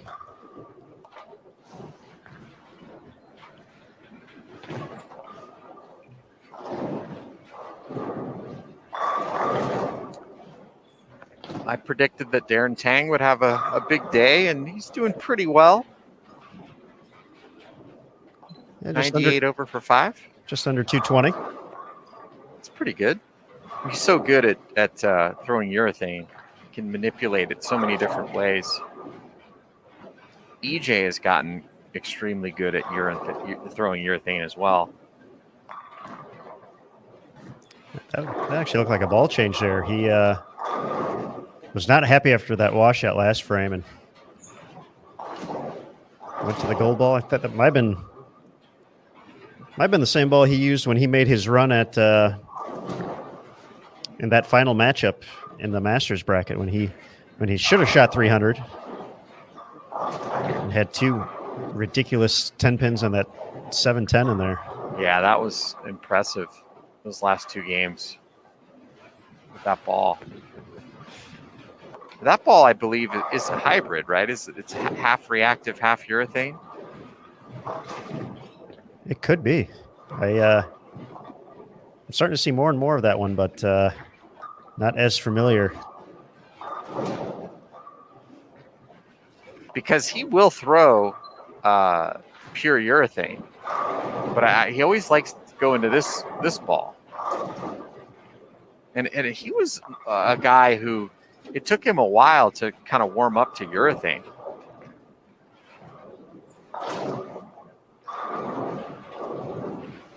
And part of it is that he likes to throw it so hard. He was one of the players who could still get away with throwing reactive when others couldn't, because he can control the shape with his ball speed. See here, see him here again in the fourth. That one's gonna have to hustle back and will not do so.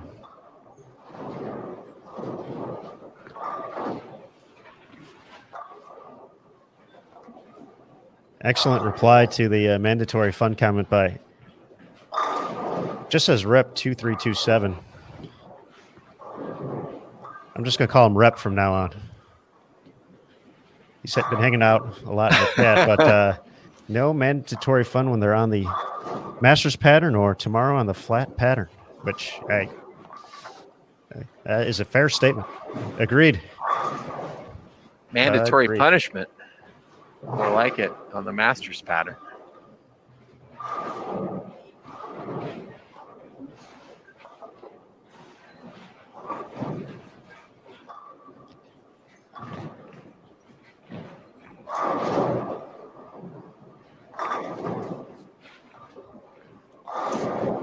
Folks, we talked to Kyle Sherman, we talked to Brad Miller, we talked a little bit about their YouTube channel, the Brad and Kyle YouTube vlog. They're nearing 100,000 subscribers, which is pretty awesome. They are. We talked to Mike a little bit about that and all the work they've done and all the great content they put out from the tour. But Darren Tang doing some pretty cool stuff as well on his channel. I know our buddy Hosan mentioned it a little bit earlier in the chat.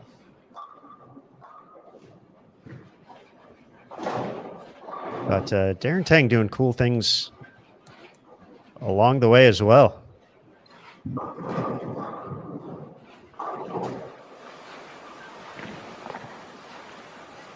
JT, are we ready for our next special guest? We are, yes. Well, look at this guy right here joining us from Flow Bowling, Lucas Wiseman. Hello, Lucas. Thank you. I think special guest might be a little much, but how about just guest? We'll take that. We'll take that. We think you're special. We do. So does my mom, so I'm not sure. It means much. So what we've been following all the stories you've been doing this week. You've been doing a great job. What are you currently working on here from the U.S. Open? Well, I was just looking around, and it's like feast or famine out here, right? And I think the people who are feasting today are going to be glad they did, because tomorrow is, pardon my French, going to suck. So, and the people who are struggling today are in bad shape for tomorrow. I don't think there's any way to sugarcoat that, because it's going to be pretty rough tomorrow. Some of the guys I talked to are like, it's not going to be as hard as last year on the flat, but I'm not drinking the Kool-Aid. Yeah, I mean, Nick Hoagland never gives you something like this and then doesn't punch you in the face the next day with full strength.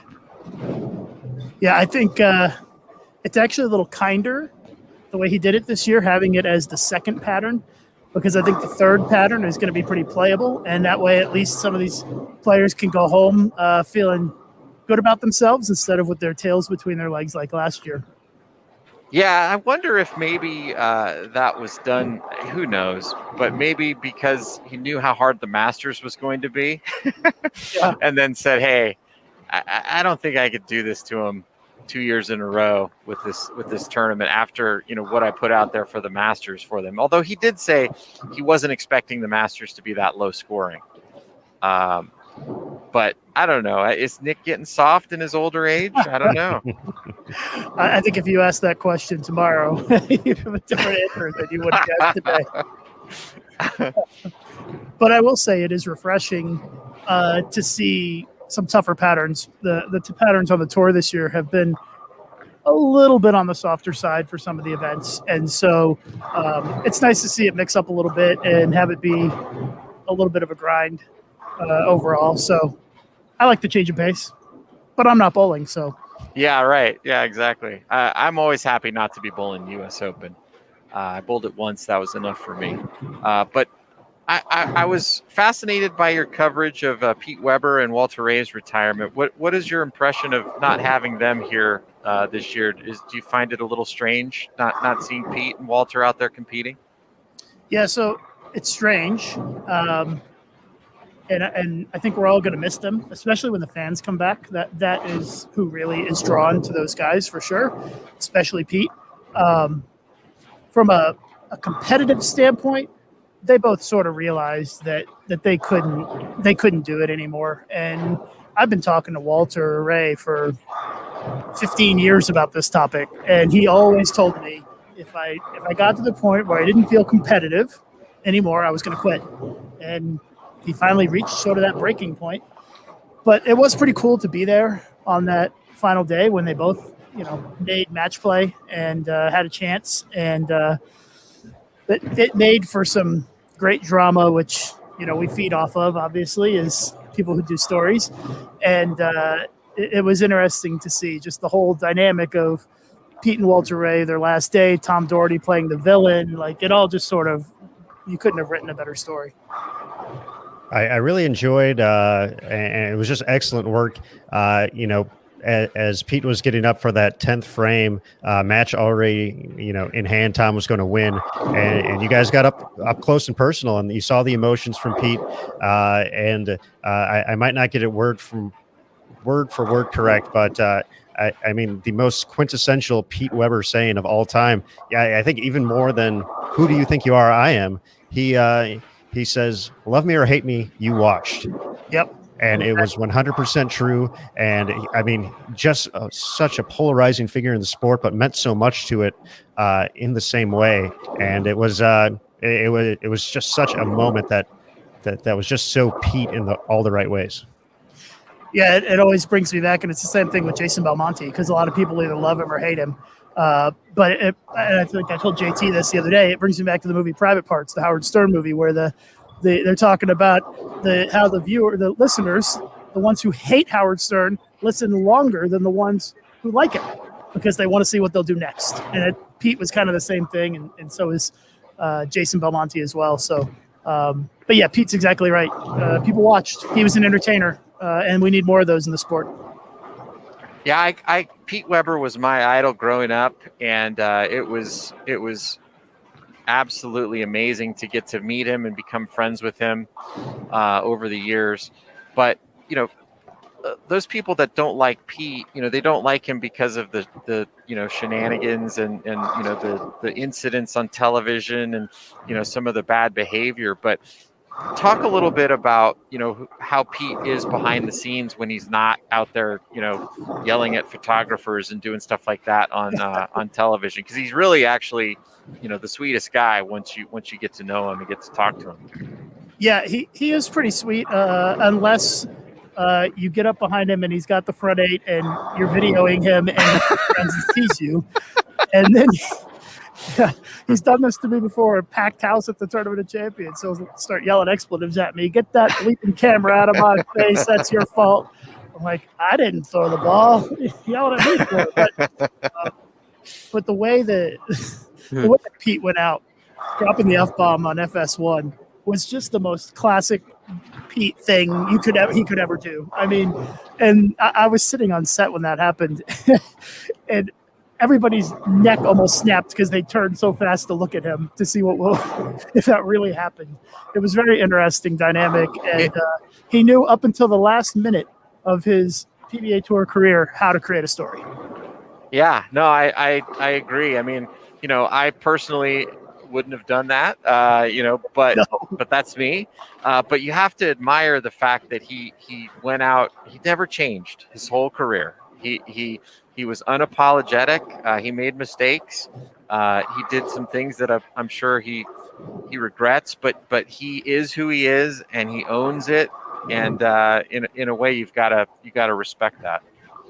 Yeah, for sure. I mean, he is one of the greatest entertainers I've ever seen on the lanes, and I'm sure that there were plenty like Andy Varapapa and lots of guys before that, but it didn't get much better than Pete Weber, and we're going to miss that sort of entertainment value out here. And I think that that's something. Obviously, it's a sport; we take it very seriously, but at the same time, it needs to be entertaining for the fans. And Pete always sort of understood that. Whether he understood that just sort of naturally, or if he did it on purpose, I think it was more natural than anything. But we need more of that. We need more of that Pete Weber-esque attitude and personality out here on the tour. So, Lucas, I'll follow that up. Who takes the mantle from here, in your opinion? Boy, that's tough. It's been interesting because there are a lot of young guys on the tour, and I think there's a lot of potential. But the problem is that there are so many guys who are sort of already winners on the tour, and they're preventing a lot of these young guys from really winning and moving up into that, because you can't bring the entertainment and the fire without winning. So I think a guy like AJ Johnson has the potential to be one of those guys, but you got to win. You can't bring the fire unless you're winning. So we'll see. I mean, they went a year and a half without a first-time winner on the PBA Tour until just recently at the World Series of Bowling. So need some of those young guys to step up. Yeah, it's interesting. When I started working for the PBA, it was in the early 2000s, and there was a good group. I mean, Pete was obviously the biggest star at the time, but most of those guys were a little bit older. They were in their late 30s, early 40s. Whereas now it feels like there's just this big cast of young, exciting players, which, gives me hope, for the marketability of the sport, in the short run and the long run too. Kyle Troop, I think, is an unbelievable personality, and he's starting to show that he's historically a great bowler with what he's been able to do this year especially. What do you think of Kyle Troop and his potential to kind of take over the mantle from Jason Belmonte, or do you see it being more like a Simonson? It's interesting. I think Kyle Troop does have a lot of that personality and flair that you're looking for. And he has a good way of presenting it. It's more of a wholesome sort of thing, I think, with Kyle. Much different than a Pete Weber. Yeah, I mean, he's got a lot of potential. Simonson's got sort of a lot of that as well. Sort of, I view Simonson more as like the villain type character, if we're kind of looking at those things. Oh, hey, what's up, everybody? I'm just looking at Kyle Troop right now. He's not bowling very well, is he? He's minus 90, and he can only shoot 90 this game. So these scoreboards, I've been here for a week, and I still can't figure out these scoreboards. Well, Chris Barnes is pretty easy right here. He's got the front 8. Oh, I might have to leave then in a second. What lane is he on? 71 and 2. 72. Oh, I see it now, all the way down there. What is the number of strikes before you go down and become the Black Cloud?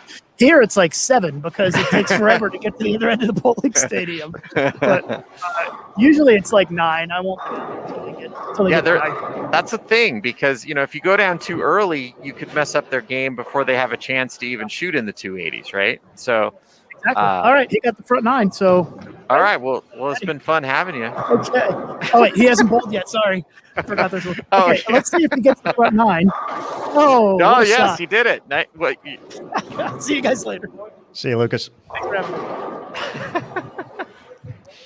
me. They fall into the trap every time, guys. The spoiler trap. It's so tough the first time, though. I'm not going to lie. I had that as well. And that was Lucas Wiseman with Flow Bowling joining us there for a couple minutes on site in Reno. Chris Barnes, my pick. That's your guy. It's my guy. We got to bring. I see Matt chuckling over there at that. Let's bring Matt in real quick to relive a great moment in Open Championships history.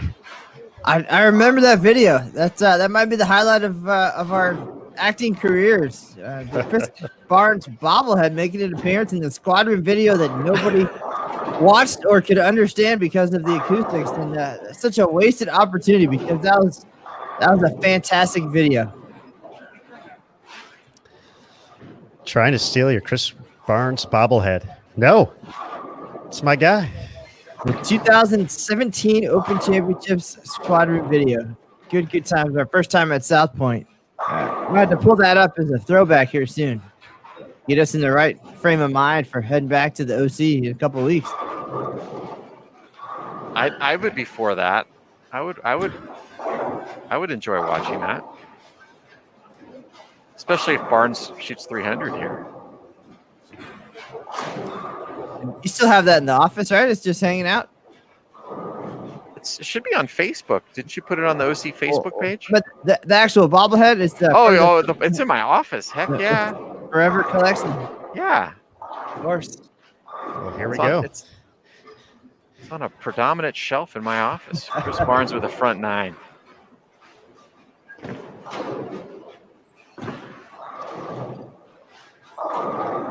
Come on. Well, the combined power of Bull TV and Lucas Wiseman black clouded Chris Barnes there. That's it. Now he's got to bobble over to his spare ball and take care of some business here.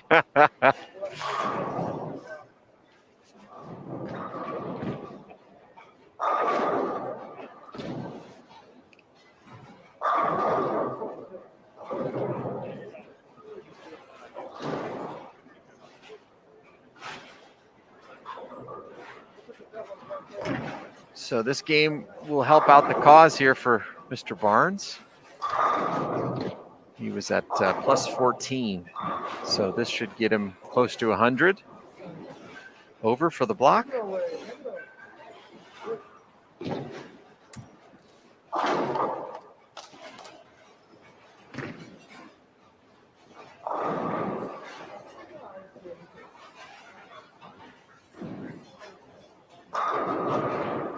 JT, the C squad guys are creeping slowly, but looks like Solomon's the squad leader. He's down at 15th place at plus 140.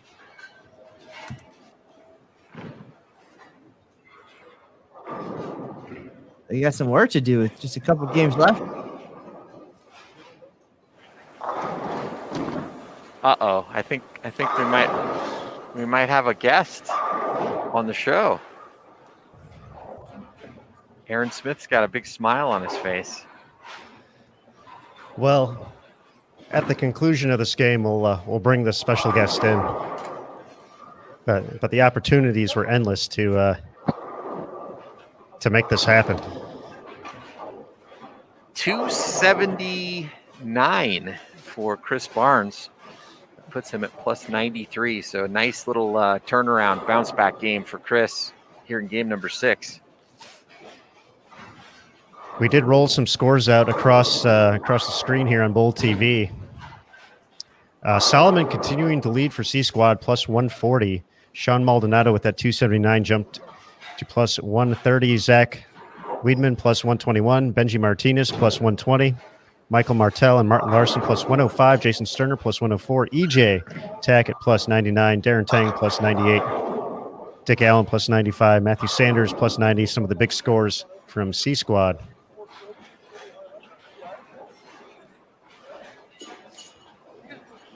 With just 2 left to go.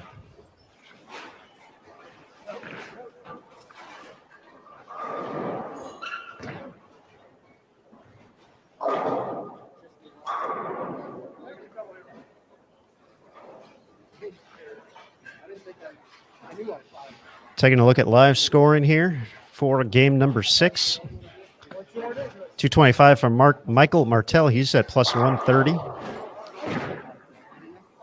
215 for Dick Allen. He's at plus 110. Sean Maldonado slowed down after 279. 176. He's at plus 106. Arturo Quintero, big 279. He's to 142 over.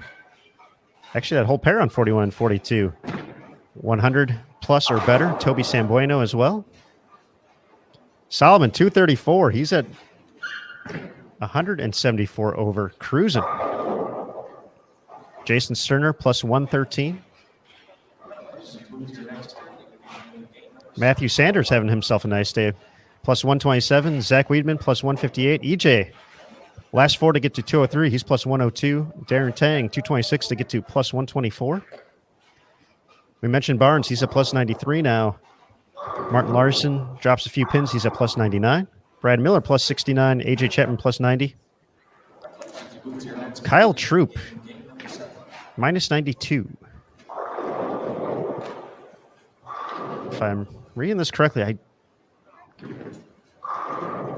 Kyle has yet to shoot a game above 200. And while we wait for this next moment, going to bring us all back on the screen here for a second. Because since we were talking about the man, got to bring him in. There he is, Smokes. Yes. That is my guy. That's my guy. That's my guy. Don't touch my guy. That's my guy. He's got the Team USA jersey on. He's got the Pepsi in his hand. He's still got the bowling ball too. Let's go. All right. That is perfect. I am only about 16 steps away from JT's office, so I had to take the opportunity. I was not lying. That was in my office. Of course it is. And I put him up on my shelf across the way so he can stare at me all day. That's true. Based off the location, totally staring you down all day. Oh, yeah. Yeah. Yep. Good stuff. And I have a poster in my office, too, on the wall facing me of Chris Barnes. That's how big a fan I am. I have a bobblehead and a poster.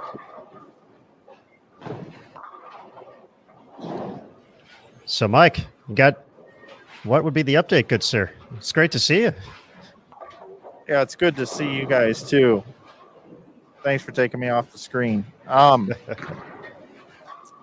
Well, I heard you talking about Kyle Troop hasn't bowled a 200 game. So I'm vlogging, and Timmy Mack is behind Kyle Troop's pair last game, and he's like running him out, like jumping up and down, rooting for him with his arm up in the air, all this stuff.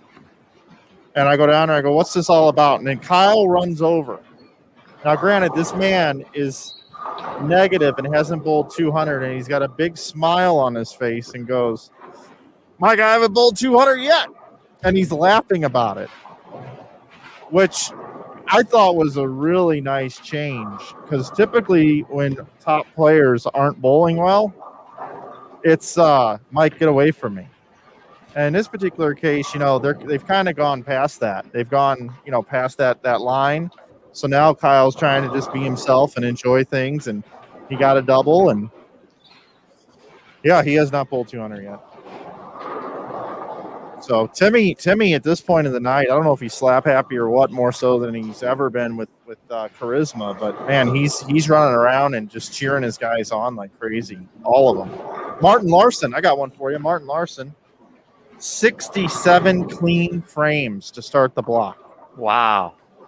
Including a 4.67 conversion here on Bull TV.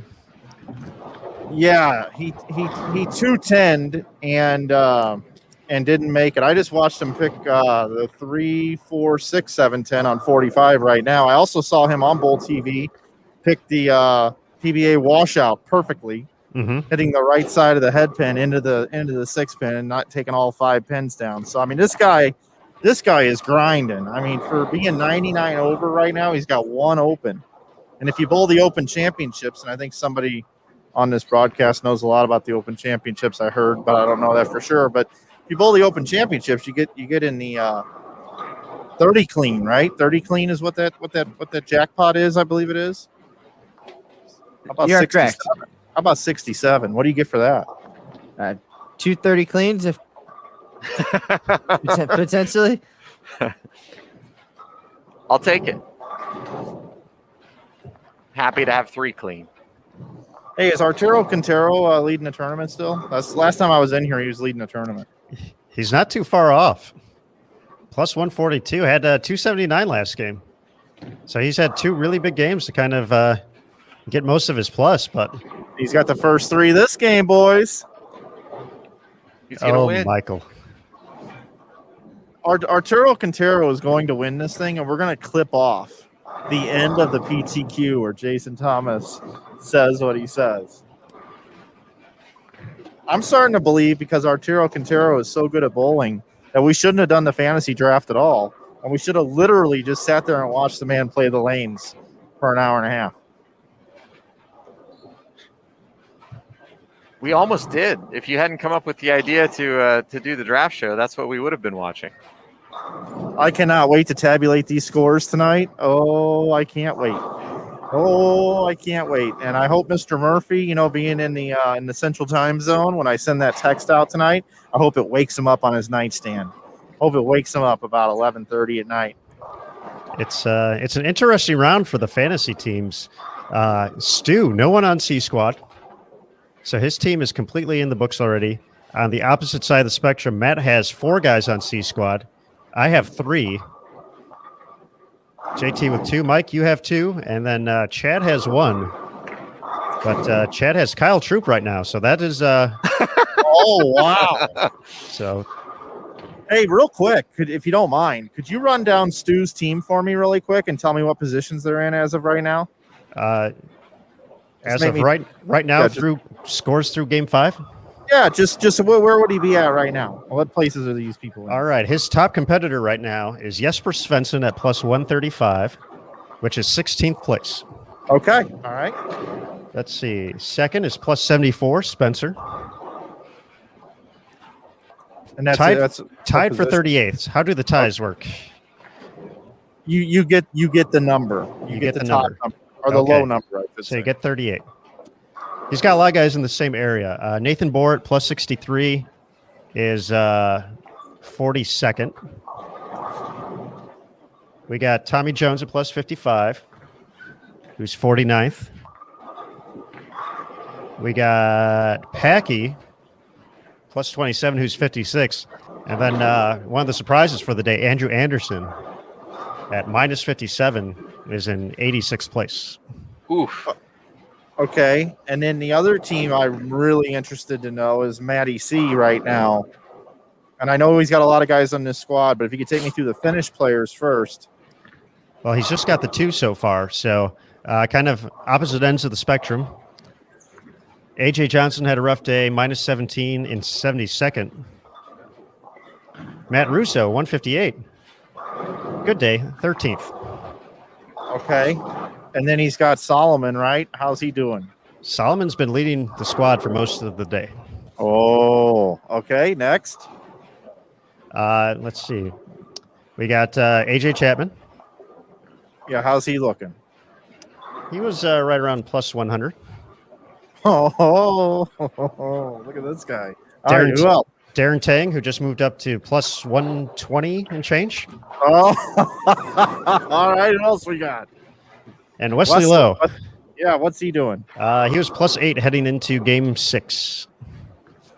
Yeah, and the fans only gave him 1 vote. Only one fan out there. I need to find out. I need to know who that was. We'll have to check that out because I want to appreciate that person. And I know it wasn't my mom because she doesn't watch Bull TV because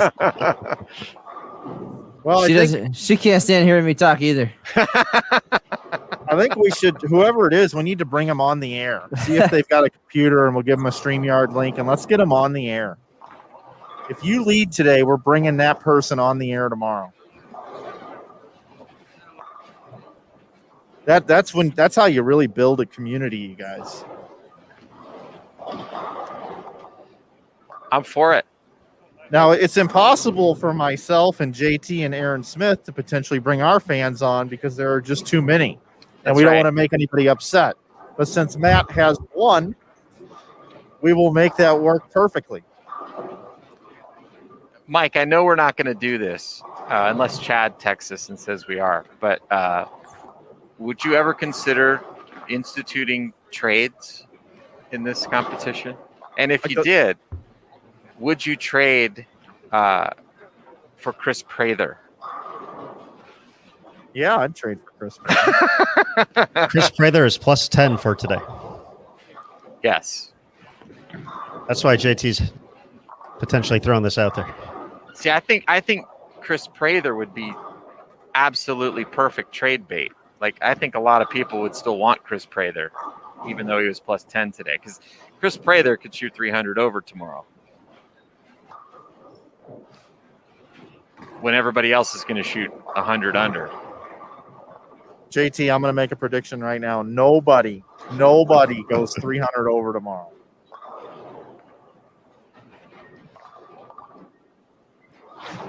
Can cash that in at Circus. Tomorrow's leading score, and everybody type in your guess in the chat right now. Tomorrow's leading plus minus, I am going to call it out at 151 over, and that's the odds, folks. So would you bet over or under 151? And if you want to actually put your guess in the chat, go ahead. But tomorrow, 8 games, 151 over will be the highest score in the building across 3 squads, 36 players a squad. That's the line. That's a good line, I think. You think so? I do. I do think that's a good line. I would probably take the over, but I think it's a good line. I'm begging people to take the over, JT. Yeah. I think it's low enough to trick a few people into taking the over. Yeah, me too. But I do think someone's gonna hit him. I think somebody's gonna find a way to get some score. I don't know if you guys know this or not, but my camera that I use for vlogging and stuff, it actually can talk and walk. And it came up to me and said, "Hey man, I walked over and checked out the pattern posted for tomorrow. I'm gonna take the day off."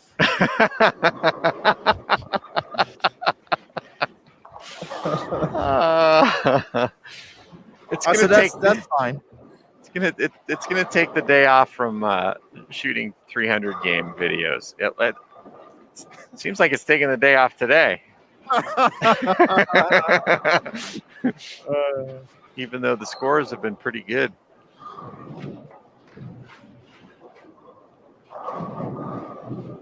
Hey guys, little Arturo Quintero update right now. 999 spare 9 spare strike. He's got 268 left.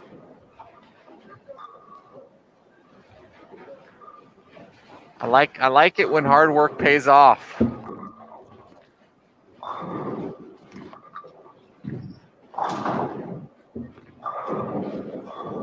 I do too. I hear there's a 24-hour bowling center here in Reno, and Arturo Quintero is going to be over there practicing all night long, getting ready for tomorrow's 40-foot flat pattern. My roommate in college, who was one of the smartest people I've met in my life, graduated in 3.5 years with a double major at UCLA. He would drive me crazy because I would be cramming for tests, and he would be laying in his bed, and we'd have the same test in the same class, and I knew I'd studied just as much as him, but there I was studying, and he would look at me and say, "Jason, never underestimate the power of sleep." And then I would stay up all night studying. He would go to sleep, and I'd get a C on the test, and he'd get an A. So never underestimate the power of sleep.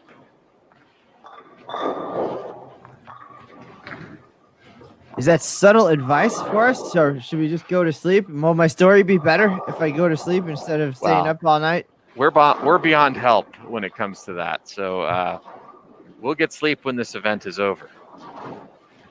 But if any bowlers in the field are listening, I would advise sleep versus 24-hour practice.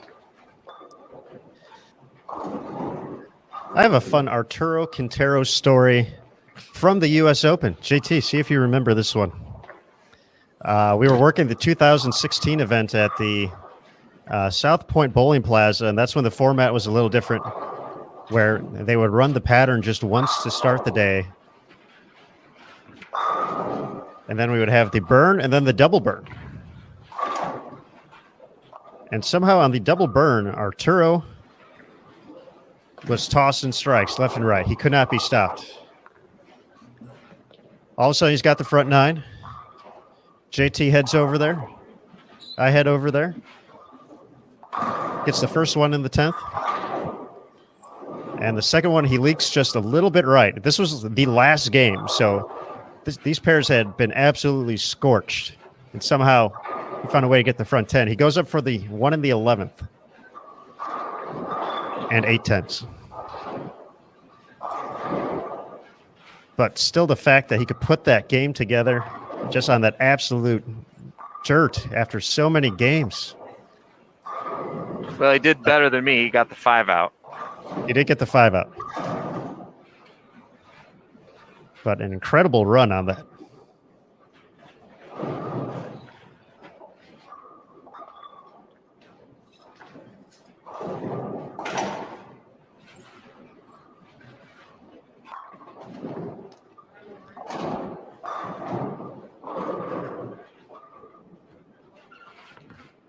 Guys, we got a score update now through 6. Solomon continuing to lead, plus 174. Zach Weidman moves into second place on the squad, plus 157. Arturo moving up, plus 142 after that 279. Michael Martell, plus 130. Matthew Sanders has been rolling the past few games. He's at plus 127. Darren Tang at plus 124. Jason Sterner, plus 113. Dick Allen, plus 110. Sean Maldonado plus 106, EJ Tackett plus 102, as is Toby Sambueno, who's on our featured pair right now. Martin Larson plus 99, Chris Barnes plus 93, AJ Chapman plus 90, Ryan Lakota plus 83, Brad Miller plus 69. And then all the way down to DJ Archer plus 24. Yeah, DJ had a big game a couple games ago, didn't he? Or was the last game? DJ's actually his last two. He's gone 34-47, Yeah. but had a 149 and a 167 in there as well. Yikes. I feel this is a very Brad Miller U.S. Open type block. Mentioned he's plus 69 so far. High game of 227, low game of 200. Yeah, that is Brad. 215, 227, 200, 218, 200, 209. Barnes is bowling good this game, too. He's got a 4-bagger.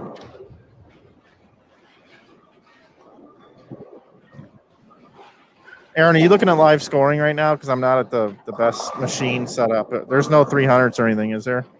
I'll take one more quick run through, but I don't believe I saw anything too crazy.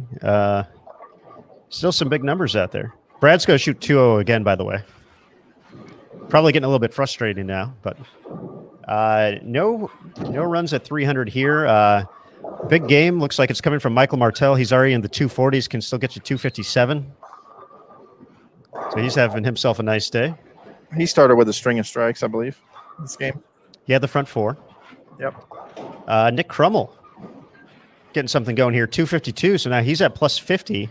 Had a fantastic showing at the Masters. Just ran into some buzzsaws in the bracket. Arturo taking care of business there. He's got the high game potential at 268. I know. I called that out halfway through the game. Called it out. EJ can get to 268 this game. Oh, yeah. But it's looking like the scoring pace slowed down a bit. We talked about Kyle. If he strikes on his fill ball, he'll be at 199. Wow. So unable to get anything going today. Arguably the front runner for Player of the Year. He found himself in this position, though, at the Masters. Was able to work tough the next 2 days to get to the bracket, and then ran off a couple wins, ran off 4 or 5 wins. So he's been fighting the whole week here in Reno so far. So we'll see if he can put together a couple decent days and get himself into that top 36.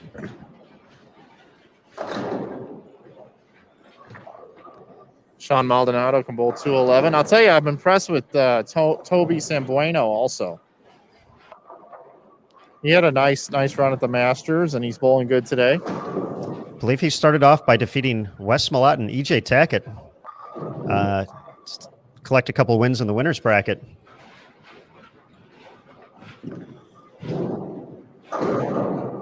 I've seen him. He is a guy that trusts his bowling ball, because I have seen him throw that ball and hang it off the one board, like the half board, and is not worried ever about it. And look at him, just a spare shooting machine, picks up the 4-5 like it's nothing. It's an Aaron Smith certified spare conversion right there. You leave a lot of 4-5s. I've been known to in the past, yes. Dude, that means you don't have any power. Well, yeah. It's That's actually exactly- been nicknamed the Aaron Smith. Like, we have called it that on the live stream. Oh, here he is leaving the Aaron Smith. Wow, that's embarrassing, Aaron. I know. It's not the proudest thing I've ever been named after, but The 4-5? Come the on. the 4-5. That's awful. It's endearing. I never said it was a good thing. I just said it was a thing. Man, these people are not your friends. Of course I'm his friend. I'm the one that signed him up for this gig. Like I said, he's not your friend. Oh man. Oh, I got water in my eyes on that one. It's all about the late game energy here. The And 4-5. right now, I'd be in full 4-5 potential mode right now. What do you do? Like spin it too much or something? Lack of rev rate is the main component there. As Arturo, unfortunately, 4.67 in the 10th on that string of strikes. We have seen this picked up once today, but lack of rev rate, lack of speed. Although if I had more speed, that would probably be equally as bad with the rev rate situation. But and Mike is really laughing right now. You can't see him right now, but he is having a good hearty chuckle at the moment. He is beyond himself right now. The 4-5, dude. The 4-5. Oh man. Taking some hard L's here today, folks. It does not really get any worse than that. Hard L's. I can't think of anything worse. It's going to make me feel really good when you tally up the scores today and see how much I'm in first by, because all the hard L's I'm taking right now.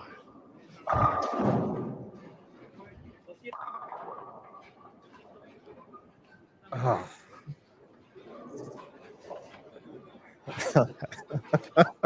How do I come back after that, Michael? I feel I'm down for the count now.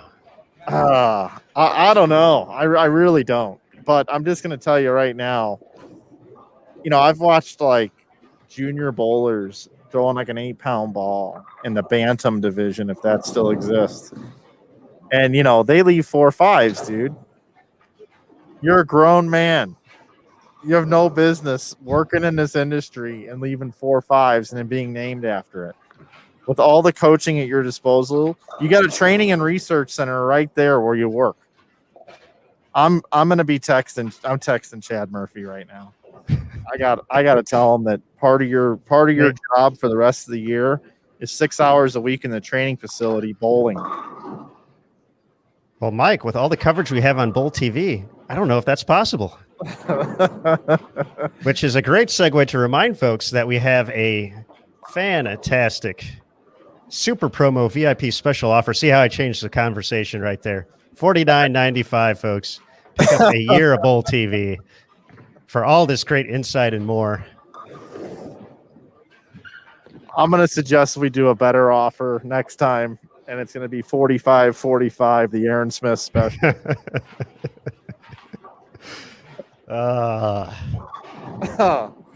Game 23 of 24, folks. It won't get much better than this. We're just going to let you know right now. Man, I think the 5-7-10 would even be something I'd rather be known for than the 4-5. Mike, here's your challenge now. I feel part of the next version of the vlog this week is to have a small section dedicated to this topic matter. And you ask the pros what they think about this. Yeah, if you had to be known for one spare, what would be the most embarrassing spare? Yes. The only other one that might come to mind is the 5-8-10. Well, JT has told a couple of stories this week about his run at the U.S. Open where he had the front nine and he left that. But I feel that was more of a one-time thing, whereas in this particular situation, it was more of a unfortunately more of a common trend. Oh man, I need to get your Specto data soon. My Specto data. Excellent. Yeah. Well, let's go with the Bull TV schedule here, folks, as we get ready for this final game. Mike, I'm going to get on you now. Make sure all the cameras are changed, just to make sure we're good to go here. Hey, what day is today? Tuesday. Today is Tuesday. This sucks. This should all came up yesterday because yesterday was 4-5. You are on a roll. This is impressive. This might be your best work. Oh, thank you.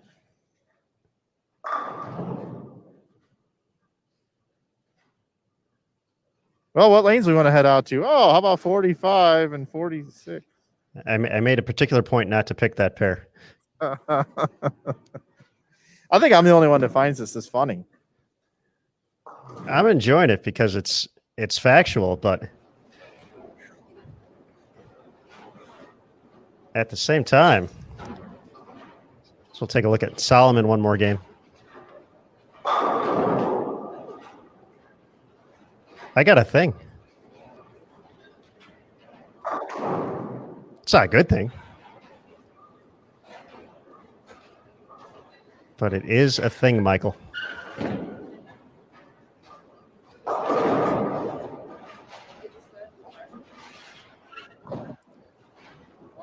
See, I got Hall of Famer Fran Deacon helping me out in the chat, though, Mike. She says it could be worse. It could be the 4-5-7. Yeah, I get that. I do get that. But there's this one about that 4-5. I mean, it's embarrassing to have to try to pick it up, too.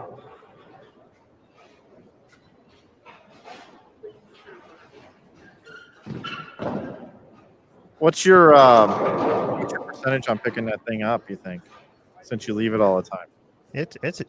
It's actually fairly high, I feel. It's really not that difficult of a spare. If you're making the 2-for-5, you're making the 4-5. Shoot it like a 2-4-5. Obviously, not getting the left side of the 2-4-5, but.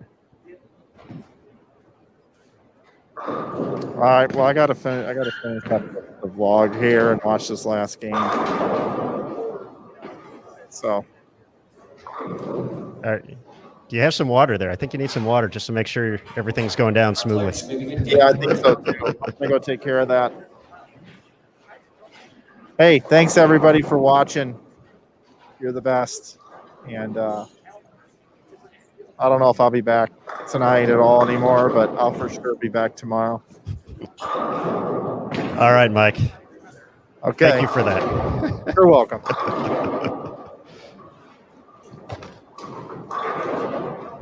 Inside Bowling's Mike Flanagan, everybody. All right, final game to go here. Take a look once again at Solomon Salama, Greg Young Jr., and Tom Smallwood. As we get through the final game of C Squad qualifying for day one, round one, here at the 2021 U.S. Open.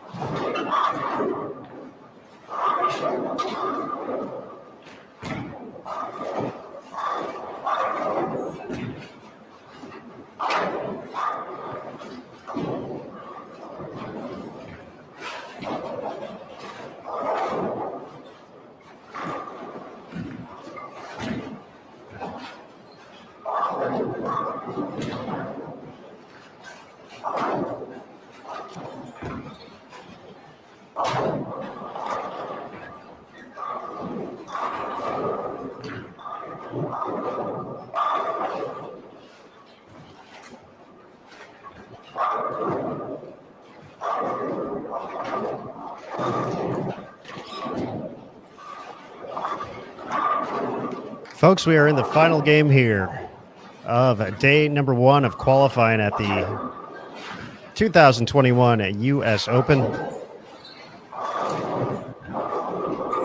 Jason Thomas, your birthday is almost complete. Have all your wishes come true today? Yes, pretty much. I mean, I wish Chris Prather and Sean Rash would have bowled a little better, and maybe Stu Williams. But yeah, it's been a pretty great day. I do want to eat my birthday cupcake, though. Do you mind if I do that? Please do. As we watch Solomon Salama and Tom Smallwood and Greg Young Jr. come down the stretch here. We do have a quick question about how tall is Greg Young. So if you have an approximate guess of 6'4". 6'4". I'm going to go 6'4".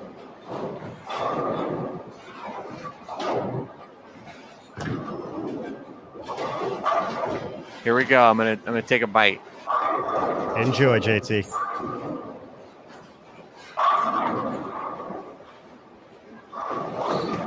Pretty good.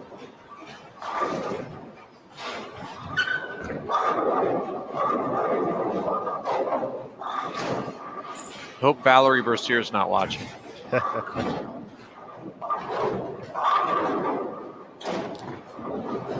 It's been 2 hours since my last fueling, so.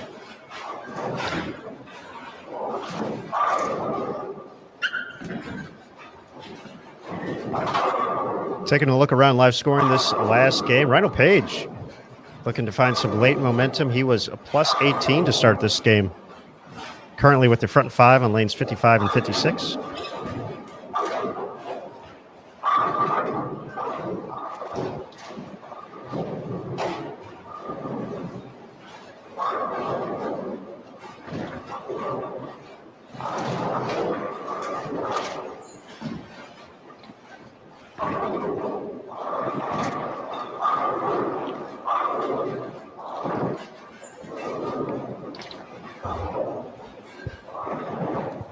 Solomon gave a few pins back last game, I believe in the 170s.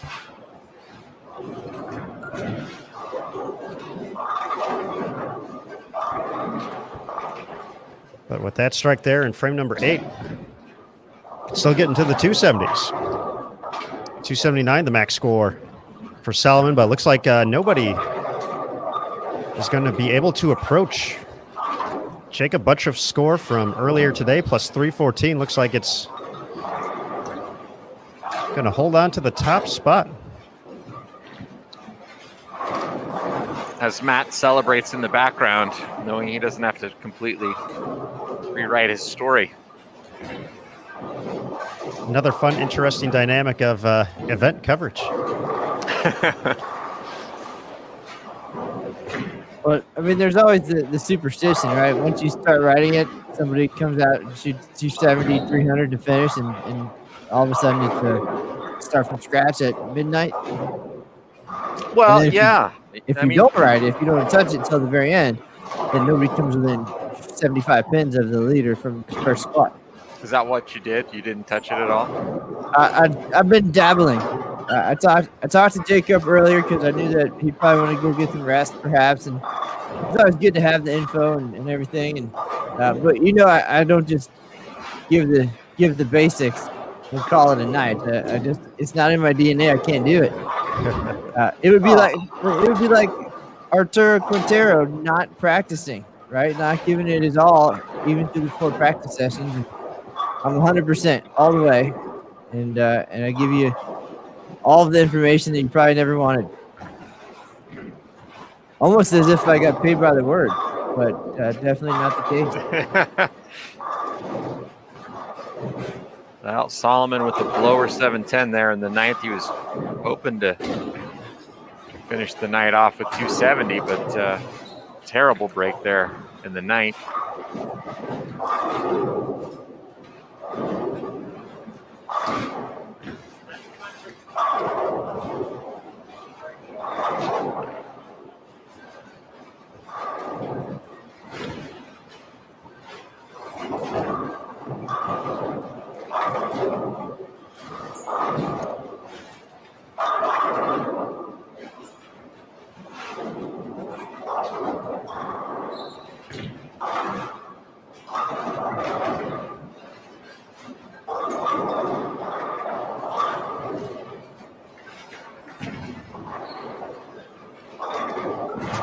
Tom Smallwood quietly putting together a big game here. Plus 29. Solomon gives it the stare down right there. It's still shooting 280 this game, so plus 109. That'd be a huge final game swing. We mentioned only 20 players total from the first 2 squads getting to 100 over.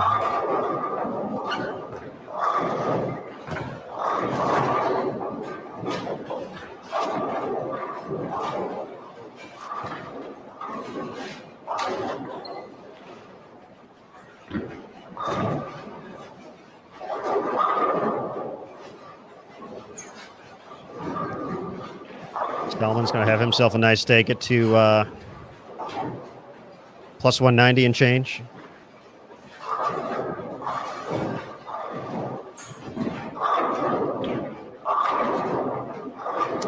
We'll get an interview with Solomon, so I'm going to go down and let him know that we'd like to speak with him. Excellent. That sounds great. And Rhino Page just missed, so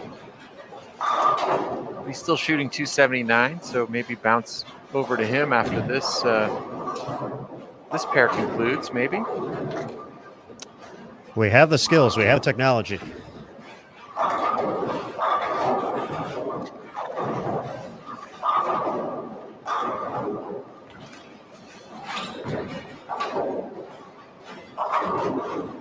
Oh, that first one doesn't go for Tom. Drops the max down to 259.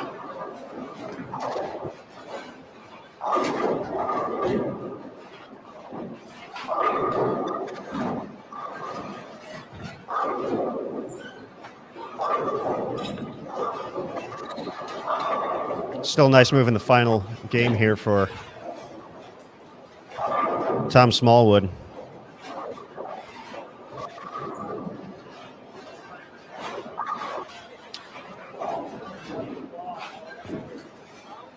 Strike gets him nearly to plus 90.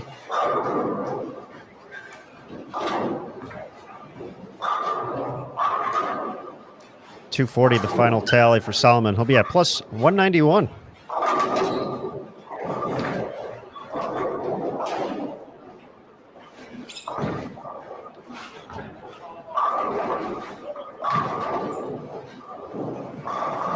That's going to wrap things up here. Plus 88 for Tom Smallwood. Minus 80, Greg Young Jr. Plus 191, Solomon Salama.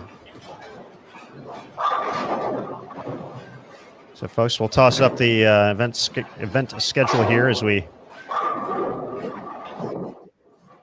head over to our next pair. Once again, final game of competition underway here at the National Bowling Stadium.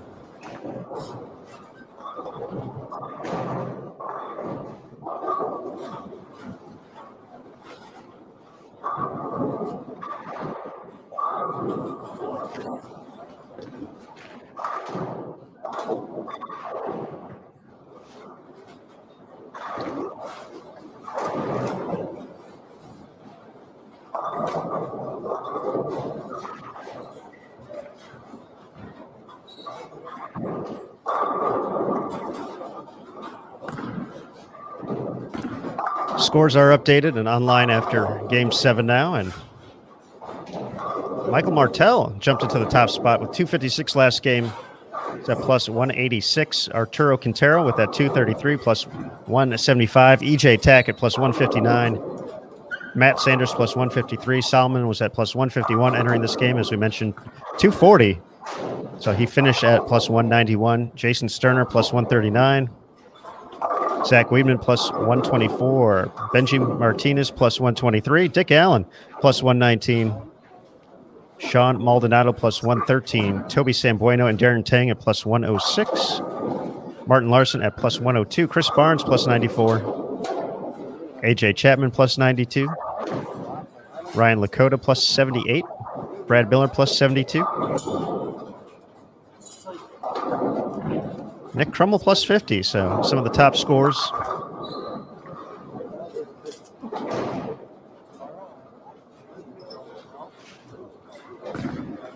On C Squad, and once again, the big surprise, Kyle Troop, minus 94, heading into the final game.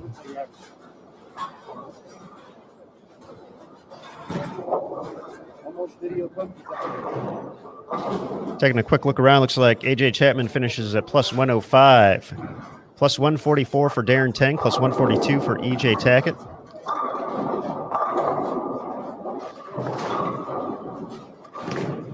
Matt Sanders gets to 187 over. Zach Weedman finishes at plus 120.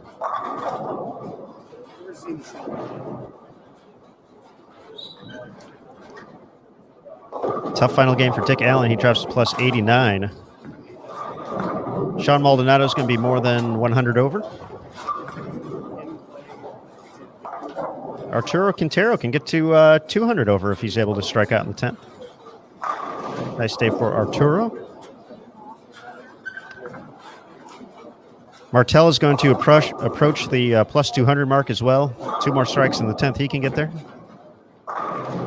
Jason Sterner, 140 to 150 over.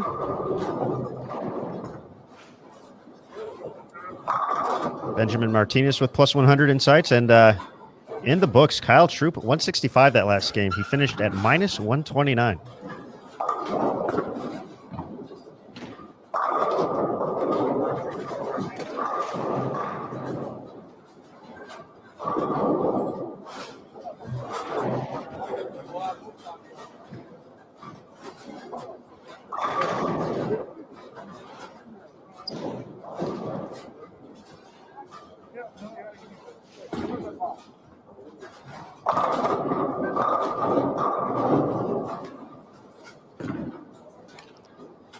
As we saw with Tom Smallwood, Rhino Page, plus 18.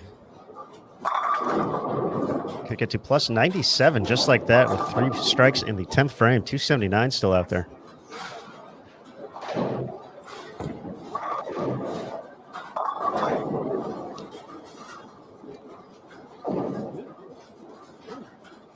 Martin Larson's going to give some pins back here.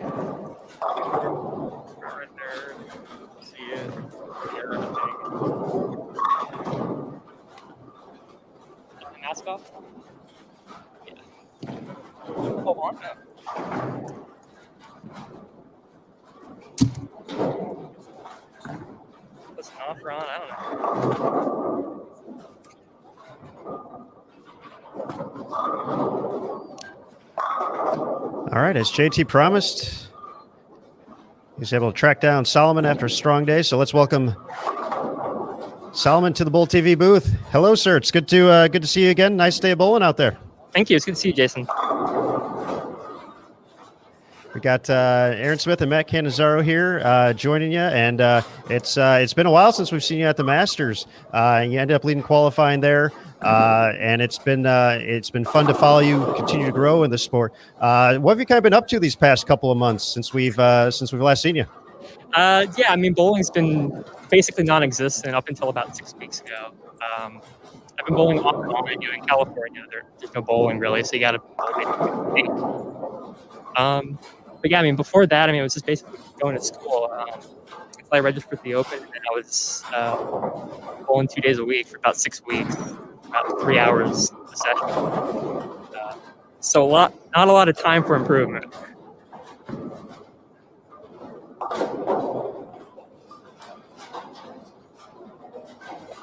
So with this 36-foot condition that we started on today, tell us a little bit about how you navigated that. It was pretty consistent across the board. I know there was one game toward the end that slowed you down a little bit, but you bounced back nicely to finish. Kind of what were you seeing out there to allow you to put together that number?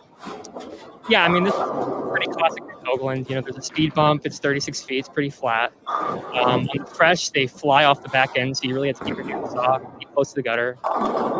As they moved on, you kind of open up. You can kind of start hitting it a little harder. Again, you don't have a whole lot of room, and you got to keep your speed pretty consistent. The last game, I guess game 7, did some weird transition, maybe just a few bad shots here and there. Didn't make a move quite where I should have, and that costed me. But I don't think there was too much going on there. It was just bad shots, all me. Solomon, we had a draft show last night. We picked 6 players. 6 of us picked 6 players. Matt Cannizzaro happened to pick you. I think you were his first pick. You made him look very smart today. But what you led the Masters in your last big professional tournament appearance, and now you come out and looks like you'll lead the squad. There might be one player that can get around you, but man, how do you do that at your age? Come out and basically lead against all these pros in these big tournaments. Yeah, I mean, for the Masters last year or 2 years ago rather, you know, the gutter was in play. You know, it's sort of fit for my game. The same here with the stadium. Both houses, Gold Coast and here. The gutters are pretty open, pretty urethane. Keep your hands soft. As for competing against the pros, I don't see them any differently than any other person I bowl against at league or in house shot. They're just another people. Well, sir. Yeah, go ahead, Matt. Also, Matt is the best. So Thank you for that. Much appreciated. I'm glad to see you back on the lanes and doing well. I appreciate you not letting me down today. And definitely a terrific performance. Now, how are we looking the rest of the week? Obviously, 2 tough patterns coming up. I have all the faith in you. As Jason said, you were my number 1 pick for this event based on the experiences that we've had. We even showed you playing the piano today a couple times. So we're celebrating Solomon throughout the day. And your performance certainly earned some additional attention. So am I going to be nervous the rest of the week, or are we feeling pretty good?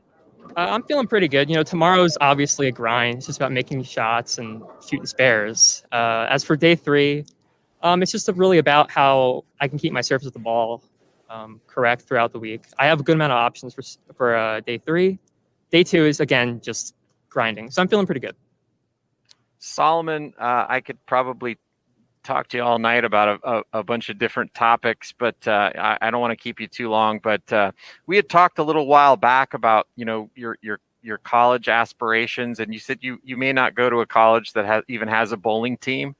Have you gotten any closer to deciding where you want to go, and where might that be, and what might you want to study? Yeah, I mean, it's at this point, it's pretty apparent that I'm not going to be bowling in college. As for what I want to study, psychology looks like it's going to be the major, maybe that or economics. As for the place that I'm going to go, I'm still waiting for a few places. Community college is my safe bet. I can then transfer to either UCLA or UCI or Stanford or someplace. but I really want to focus on academics. I don't really see the way that I could balance collegiate bowling and academics. You know, I know someone that went to UCLA. If you need a letter of recommendation to help you get in, I could convince that person to do that for you. Well, that would be much appreciated. I think it's a little bit too late now, but what do you think of the Bruins going to the Final Four? I do not follow basketball. I do know that It's still cool though. Go Bruins. You know? Yeah. You got to go to UCLA. UCLA is better than USC, so you know. Yes, exactly. That's what I've been saying all along. So, based on that, Solomon, where does bowling fit into the future plans? Of course, I mean that's a big crossroad for any player, any talented young player, to make that decision to choose one over the other, even. So, where does bowling fit in down the road for you? Yeah, I'm not quite sure right now. You know, obviously, it looks like I can compete at least at some level with the pros. In the next few years, I might get a pro card, might bowl on tour for at least a few events, probably regionals. It also depends on how my academics go. So at this point, I'm just kind of up in the air. All right. Well, let's succeed this week. Let's get it done. Let's make me look like a superstar. Yes, Talk to your fellow best. So talk to your fellow two-handed lefties. Get them lined up as well. I need Matt Russo and Wesley Lowe to step it up. I have not talked with either of them. I did talk with Spencer. He looked pretty good today. He faltered a little bit later in the block. I'm not sure what that's about. I'd probably have to text him. But, I mean, he looks good on the next two patterns. He'll be fine. So, head-to-head in a special challenge match, who wins, you or Spencer? Oh, me every time. I'm guessing Spencer was watching you come down the stretch. I mean, you're not going to get the ball on this pattern again, but I'm sure the next time he hits it, he'll do what you did that last game. Yeah. Solomon, it's always a pleasure getting to talk to you. Good luck the rest of the week. Get some rest. I know it's late, but great bowling today, and good luck the rest of the week. Thank you so much. Good to see all of you. Good luck, sir. Thank you. All right, you heard it here. Matt's the best. I can't argue. Well, you know, you came out of the gate right away, picked Solomon, and man, you were a smart guy there. He did pretty well today. And I mean, the thing that I didn't understand, that I didn't realize and forgot about, is that all the bowling centers in California have been closed for a year. And so how the heck is he this good? I mean, it's mind-boggling. There's some players like that. We mentioned Andrew Koff earlier. I think Derek O fits into that. Like they could just show up. Mike Fagan, and they're always just going to be good. Like it never goes away. Well, it was a lot of fun to watch. It was really an interesting day today at the U.S. Open. Just so many surprising things happened. You know, you had players who, you know, came out who we didn't expect to do all that well, and they're, you know, 200 over. We had players that we expected to dominate and are some of the top players on tour that are, you know, under or really struggling. It was a really neat way to start the U.S. Open. Very unusual. But tomorrow's, you know, going to be the big 40-foot flat, you know, survival day. That it will be, and we'll be back here 11 a.m. Eastern for that. B squad going to hit the lanes first, followed by C squad, and then A squad will bowl late. Same times as today for those other squads, 4 p.m. Eastern, and then 9 p.m. Eastern for the late squad. You guys saw how wacky it got, so I expect more of that with another couple days to go.